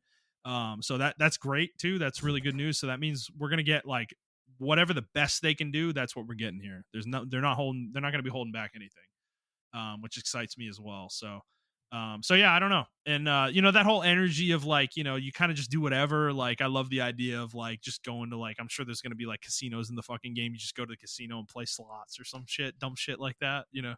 I love that. It's a lot of dumb shit you can do in the game, man. It's Yeah, like side activities like that. I'm yeah. actually a big fan of that stuff in games, and GTA's always been the poster child for that kind of thing. So I don't know. I'm interested, certainly. 2025. Do you think that's realistic? Yes. Okay. Yes. I think I'm glad they actually that's a realistic expectation. If they had said 2024, I probably would have thought it got pushed back, to be honest with you. Yeah. This is probably one of their biggest games Yeah. they're going to release in the next decade. So, Definitely. Absolutely. Just like GTA 5 was, right? yep. So all right. Fair enough. Well, we'll look forward to that. If they I'm kind of looking forward to the next trailer actually. I'd like to see some more gameplay actually in the next one and get to see what it feels like. So all right, moving on. This story kind of would have been a leading story most weeks, but it shows you how much happened this week. So this kind of came out last week, and PlayStation, due to contractual obligations, is going to be removing a bunch of television shows off of PlayStation. And this includes, so they're going to be removing it from the store, but the reason this is a news story is that they're going to be removing it from people who purchased it also. So if you bought it and it's in your library, you're not going to be able to watch it. I think they're giving a few months, basically for people um, to watch this content, but there's a ton of stuff that they're going to be getting rid of. So this is the early in this podcast life cycle, we talked about digital and the all digital future and kind of the pros and cons of it. And this was one of the major cons that we talked about is that there is no guarantee that things you paid for will remain available to you in an all digital future. And this is proof in the pudding. This has happened before in other places. Like there was like Lord of the Rings Lego games that came down a few years back that we also talked about. But this is a much larger pull that is happening all at once. And yeah, I mean, Montreal, what do you think about this? uh, I don't know. I don't want to be preachy. I'm just gonna say what you said. Like this is kind of like the consequence of an all digital future, and hopefully a lot more people start pushing back, because even if you buy something on Amazon, not to say Amazon will ever fold, but what if it does? All Yeah, the but I like videos and everything that you there's no bought. guarantee of that, man. Like everybody just assumes that, but it's like, I mean, And that's what I'm saying, right? Like, yeah, what? That's why I said like it could actually happen, and there is not a guarantee that someone else can come out with Timu, whatever it comes out, and it's just yeah, or right. they're just way more popular now than Amazon, and They then you lose. innovate the way Amazon did, right? Yeah, and now Amazon has to like kind of close some stuff down and everything of that nature, servers down and everything, and then the videos and all the shows that you bought are gone. Um, I even need to start doing this where I started buying like DVD set or sorry, not DVDs anymore, Blu-ray sets of like anime and shows I watch because like in one instance, like House used to be on Netflix and they took it off Netflix and now it's on Amazon and I'm like it may jump to fucking Peacock next or whatever the Yep, case. So I yep, just bought the fucking box set of House because I love House. And I'm yeah, gonna start doing that for a lot of others. And that shit's expensive, but like if I want to watch it, it's there. Like I can do it or whatever. So I think if other studios and platforms start doing this, especially like Disney, right? They're losing all their subscribers. What if they just fucking decide to fold that shit? yeah, So yeah. I don't know, man. It's the all digital future is convenient and it's eco friendly. I definitely get it. But at the same time, it's like we're like there needs to be a place where everything's stored so that people can watch Access it. it. Yeah, Yeah, I you feel like know. if you buy something, you should be entitled to you having access to it. Yeah, exactly. But the issue with games, movies and television shows, this is a little easier to just go buy physical stuff if you really care that much. Those things will always play, as long as you have a player that can play them. Games are a little bit more complicated because even physical games sometimes they come with a disc in the box, but there's nothing on the disc. You just put the disc in, and it's literally just like a DRM tool, basically, to prove that you own the game. And Yeah. then you end up downloading the whole fucking game from PSN anyways. So in those cases, having the disc does you no good Yep. I when if agree. and when the network goes down because you won't be able to download the game. So you're fucked. So that's something in gaming that is much more pressing to me than even something like this. At least there are ways around it with certain games, bro. Like you're just totally fucked. Like I remember that Spyro collection. This was a big one where like one of the games was literally not on the disc. Like you had to download one of the games. And it was like that's crazy, to me. So I mean, that's where we are though, guys. Like this is it. This is going to start happening, and it's like it might not happen with games as often, but it is going to happen at some point probably with something that some of us own, and it's like it's not going to be the major ones necessarily, but we don't it's, again, like going back to this is like these even the big guys, they're like there's not a guarantee that Sony's going to be around forever. They've had bad periods, really bad periods. It's not like they're immune to financial struggles. They're not Microsoft. There's a good chance that Microsoft will be around for a long time. But guess what? We've already talked about on the show that they're talking about like they might not even be in the industry if Game Pass doesn't take off the way they want. It's like so they might just willingly exit, and there you go. It's like eventually they're just going to turn off Xbox Live and it's like bye bye to your games when that happens. So um, and Microsoft is fucking notorious for that shit in the corporate space. Like they don't give a flying fuck about people's stuff. So I don't know Yeah, why they they would in video games. exactly. To give y'all an example, they literally fucking up people's outlooks right now because they want to push new outlook. Well, So Microsoft Stream is going away too in like the next 4 months. And if you don't move the videos off of the platform onto their new version that they're making, you're going to lose the videos. So, like, they're warning you, and they're giving you a way to move them. But what are they going to do what are you going to do when Xbox Live gets shut down? There's nothing to move them to. They're just going to say it's off, and that's the end of it. Download what you want to keep onto your console, and yeah, that's it. So. I don't know. I yeah, mean, I'm not saying that's likely. That might not even happen in our lifetimes, right? But like, it's always a risk. So just keep that in mind when you're making your purchasing decisions. yep. All right, moving on. Next big story. This was a big one from IGN. This came out earlier this week. Is we were talking about Bungie's poor financial results a few weeks ago, last quarter, and this is obviously resulted in some layoffs that we talked about as well. The 100 people that lost their jobs a few weeks ago as well. And we got some detail from IGN. Rebecca Valentine reported on this, and she has a lot of sources within Bungie that are telling her that there is a very large morale drop happening within Bungie right now. That they're very concerned that Sony specifically, obviously Sony owns Bungie, purchase Bungie, that they're going to come in and take total control. Which, remember when we initially reported on the acquisition, that was one of the pieces, was that they were going to be separate from PlayStation Studios and they were going to retain control of their decision making. Well, that apparently came with conditions, and Bungie is not meeting those conditions. This is still rumor. This is not 100% fact, but this is being she heard from multiple sources though that reported the same thing to her independently. So there is some basis in reality here that the Bungie's ability to maintain their decision making, which is controlled by their board, by the way, which they have a majority on their board, which is why they retain their decision making right now. Sony has 2 spots on that board. The only way they keep that is if they meet the financial goals that Sony sets. And if they miss those goals by a certain amount, large enough, Sony can dissolve the board and recreate it with them having complete control. So that is a risk right now, apparently, that's going on with Bungie.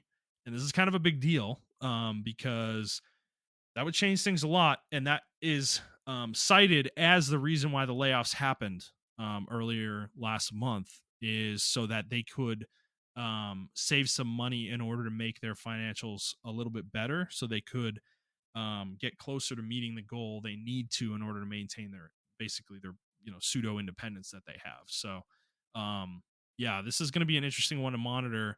The final shape coming out next year is going to be a huge deal for Bungie. How well that does, clearly. So Montrell, what did you think of this? How does this strike you? I'm not surprised. I'm actually surprised though that they signed some kind of clause where Sony can just absorb them.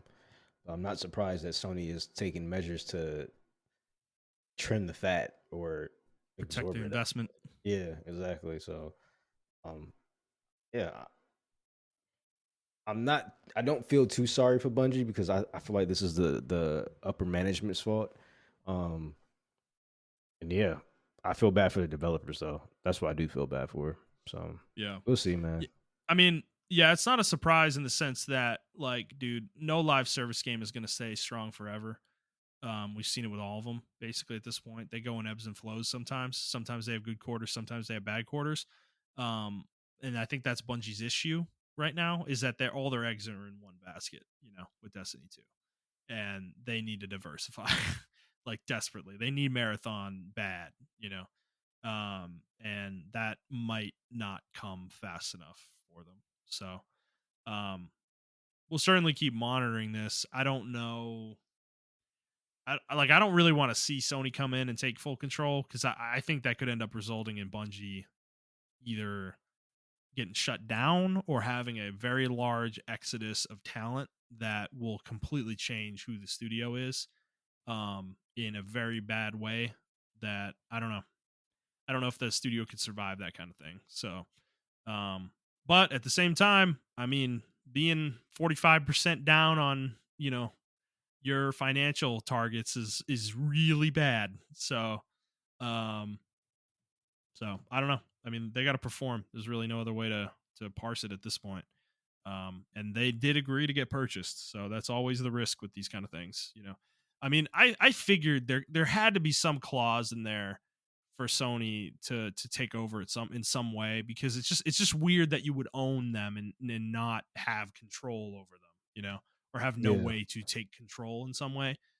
There always had to be kind of a break glass type move that Sony could pull. So that this isn't necessarily surprising that actually exists in the contract. So Well, it's just funny because this is why they broke off from Microsoft, and now it's like it just can't. It kind of seemed like they lost their way because Yeah. they broke off from Microsoft because they didn't want to get absorbed into Microsoft, I think, and they just wanted to make they want to stop making Halo games, but now Right. you're getting reabsorbed into another company. I Well, mean, Sony yeah. may be a little bit better than Microsoft as far as freedom, but it's like this is what you broke off for in the first place. So I don't know. Right, with no way out this time either. Like they're not in a strong position right now. Like they can't buy themselves back, you know? Yeah. Um so this probably very unlikely to end that same way if they wanted it to. So yeah, we shall certainly see. We'll keep up with this one as more developments come out for sure. All right, moving on to our final story for the week. This was last week actually, but Sega was talking about Creative Assembly, and they had recently canceled a live service multiplayer game, Hyenas, called Hyenas. They canceled it a couple months ago.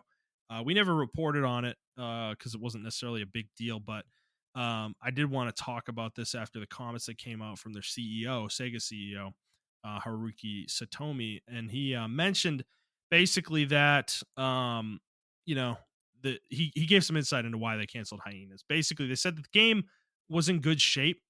It was a quality game. That wasn't necessarily the problem. It was just that they did not feel like, and this might have been a Last of Us Factions type situation, that they kind of felt like it didn't have enough legs to be a long term project where it would be alive for a long time, necessarily, which is why they ultimately ended up canceling it. So, and then he said that they want Creative Assembly to now focus back on what they are good at, meaning Total War games.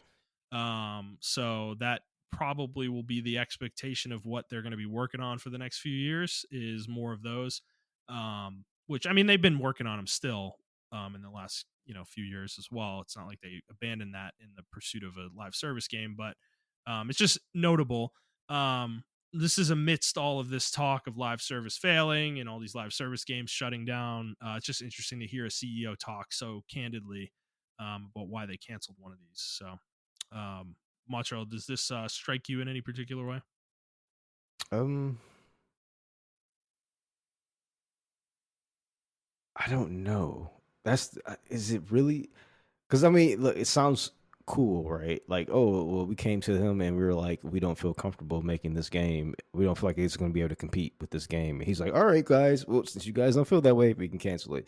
And it's like, did they really feel that way, or was it like you said because of all those games that got shut down like earlier this year? I keep thinking this last year, but it was earlier this year. Mm-hmm. Um, Earlier this year that really made them say like, hey, like maybe you guys should just focus on Total War games.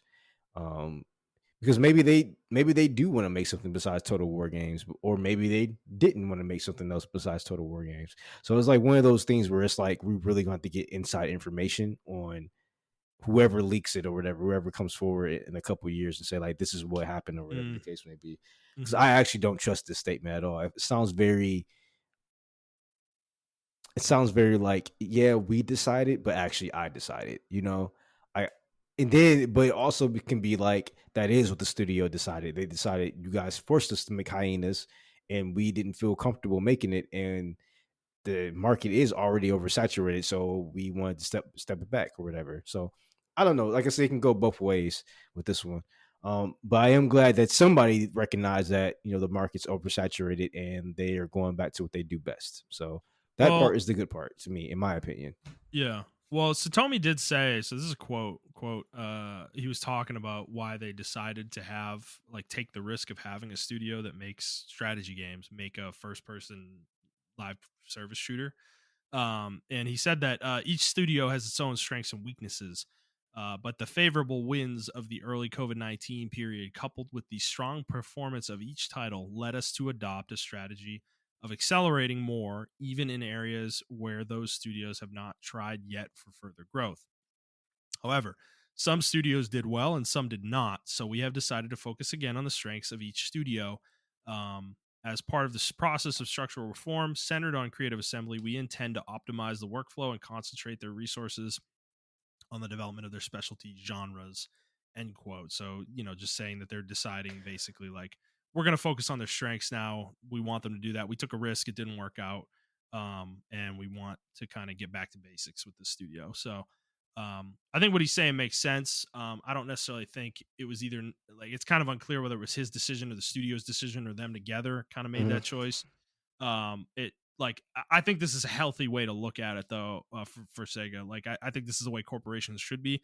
Like I'm not saying who knows. We don't know if they forced hyenas on Creative Assembly or not, or Creative Assembly wanted to do this and break out of their comfort zone, and Sega felt comfortable enough with their performance that they were like, okay, we think you guys might be able to do this. We don't know that, right? So that's just speculative on whether whatever happened there. But the decision to cancel it, but it didn't hurt the studio enough that it's going to impact Creative Assembly. Like I think that's a good management. We're not talking about layoffs here. They're not laying anybody off. We're not talking about studio closure or anything like that. We've heard that with other games getting canceled like this would just end a studio. It's like and it's good to see that like Creative Assembly is a force within the industry. Especially in that RTS, that Total War genre that they've created basically for themselves. If we were to lose Creative Assembly, that would be a huge blow, dude, to the industry. So I'm just happy to see that like Sega knows what they have with Creative Assembly. They're not fucking stupid. And they took a risk and it didn't work out. And it's like it's not gonna hurt the studio too much. Like they're just gonna move forward and focus again on what they do best. So I will say Sega is an interesting company, in general, and an interesting publisher because yeah. uh they know how to ride the wave and when to get off a wave. I say that because they remember they pulled out early for the console generation over there. There's like, we're not winning this shit and we're pulling back and we're becoming third party. Hmm. They did that, and I think that was one of their best moves ever. I give them shit. They wouldn't be around if they hadn't done that. Exactly. And I think like the way they handle some of their IPs is really good. And they make a lot of money off of it and everything like that. And even when they were like strong in the arcade industry, they noticed like, okay, it's failing, so we need to kind of pull back or whatever the case may be. Hmm. And they do that when other companies still try to like keep it strong or whatever the case may be. Yeah. Um, so I mean, I don't know. I think they do a good job. There's one of those rare companies where like they don't really do anything exceptionally well, but they also don't do anything Well, bad. they don't overstretch, right? They Yeah, take risks within reason. I don't think they don't do crazy shit where they're spending like $1 billion to make a fucking, the next crazy live service game. Like they're not doing that kind of thing. They're a little bit smarter and they make smart investment decisions. Like their decision to buy Atlas when they did several years ago was a great decision. yeah. Atlas is an incredible company. Like they have a history of making really good games and publishing really good games. And that did get them Persona, which was a huge get for them certainly. But they've also, I don't know if they own Vanillaware, but they exclusively work through Atlas with publishing of their games, and that, as much as that's probably not a huge financial boon for them, but it is a prestige kind of studio to me, for them to have that they kind of work through exclusively. So I think they made smart decisions. Even with like Sonic, right? We like Sonic had like a 15-year period where it was like a joke, you know, Mhm. and it was really bad. There was some really dark periods for Sonic, man, in the early 2010s and shit like that, and like or even the mid aughts actually, like with Sonic '06 and stuff. Like so, it got dark there, and they've kind of come out of that now. I feel like I feel like Sonic has a little bit more respect than it used to several years ago. So they just seem like I think they know what they're doing. They're not trying to be the biggest publisher out there. I think that's what I like about Sega. Like I don't feel like they're super greedy. Like they're Yeah, kind of staying in their lane and doing things they do well. yeah. And that's why like ultimately what I really mean too. Like they just stay in their lane. They're not super greedy. Um, I mean, we barely hear any bad things about them at all. Mhm. Yeah. It's From true. like publisher or from publishing and from like developers that work with them and everything of that nature. Yeah. Um, so I don't know. I think they're a very cool company. We also know like they don't really step back from hiring like their fans. Like I Yeah. mean, you remember like Sonic Yeah. Mania was Yeah. completely made by a fan Yep. Well, he was making fan made projects, and they liked one of his fan made projects so much they gave him, the reins to make Sonic Mania, or whatever the case may be. And they do that with other games as well. So unlike Nintendo, who's like, no, you can't do that because we got this, and we're gonna fucking sue It's you, right? RIP. Fuck you. Yeah. So, um, I think,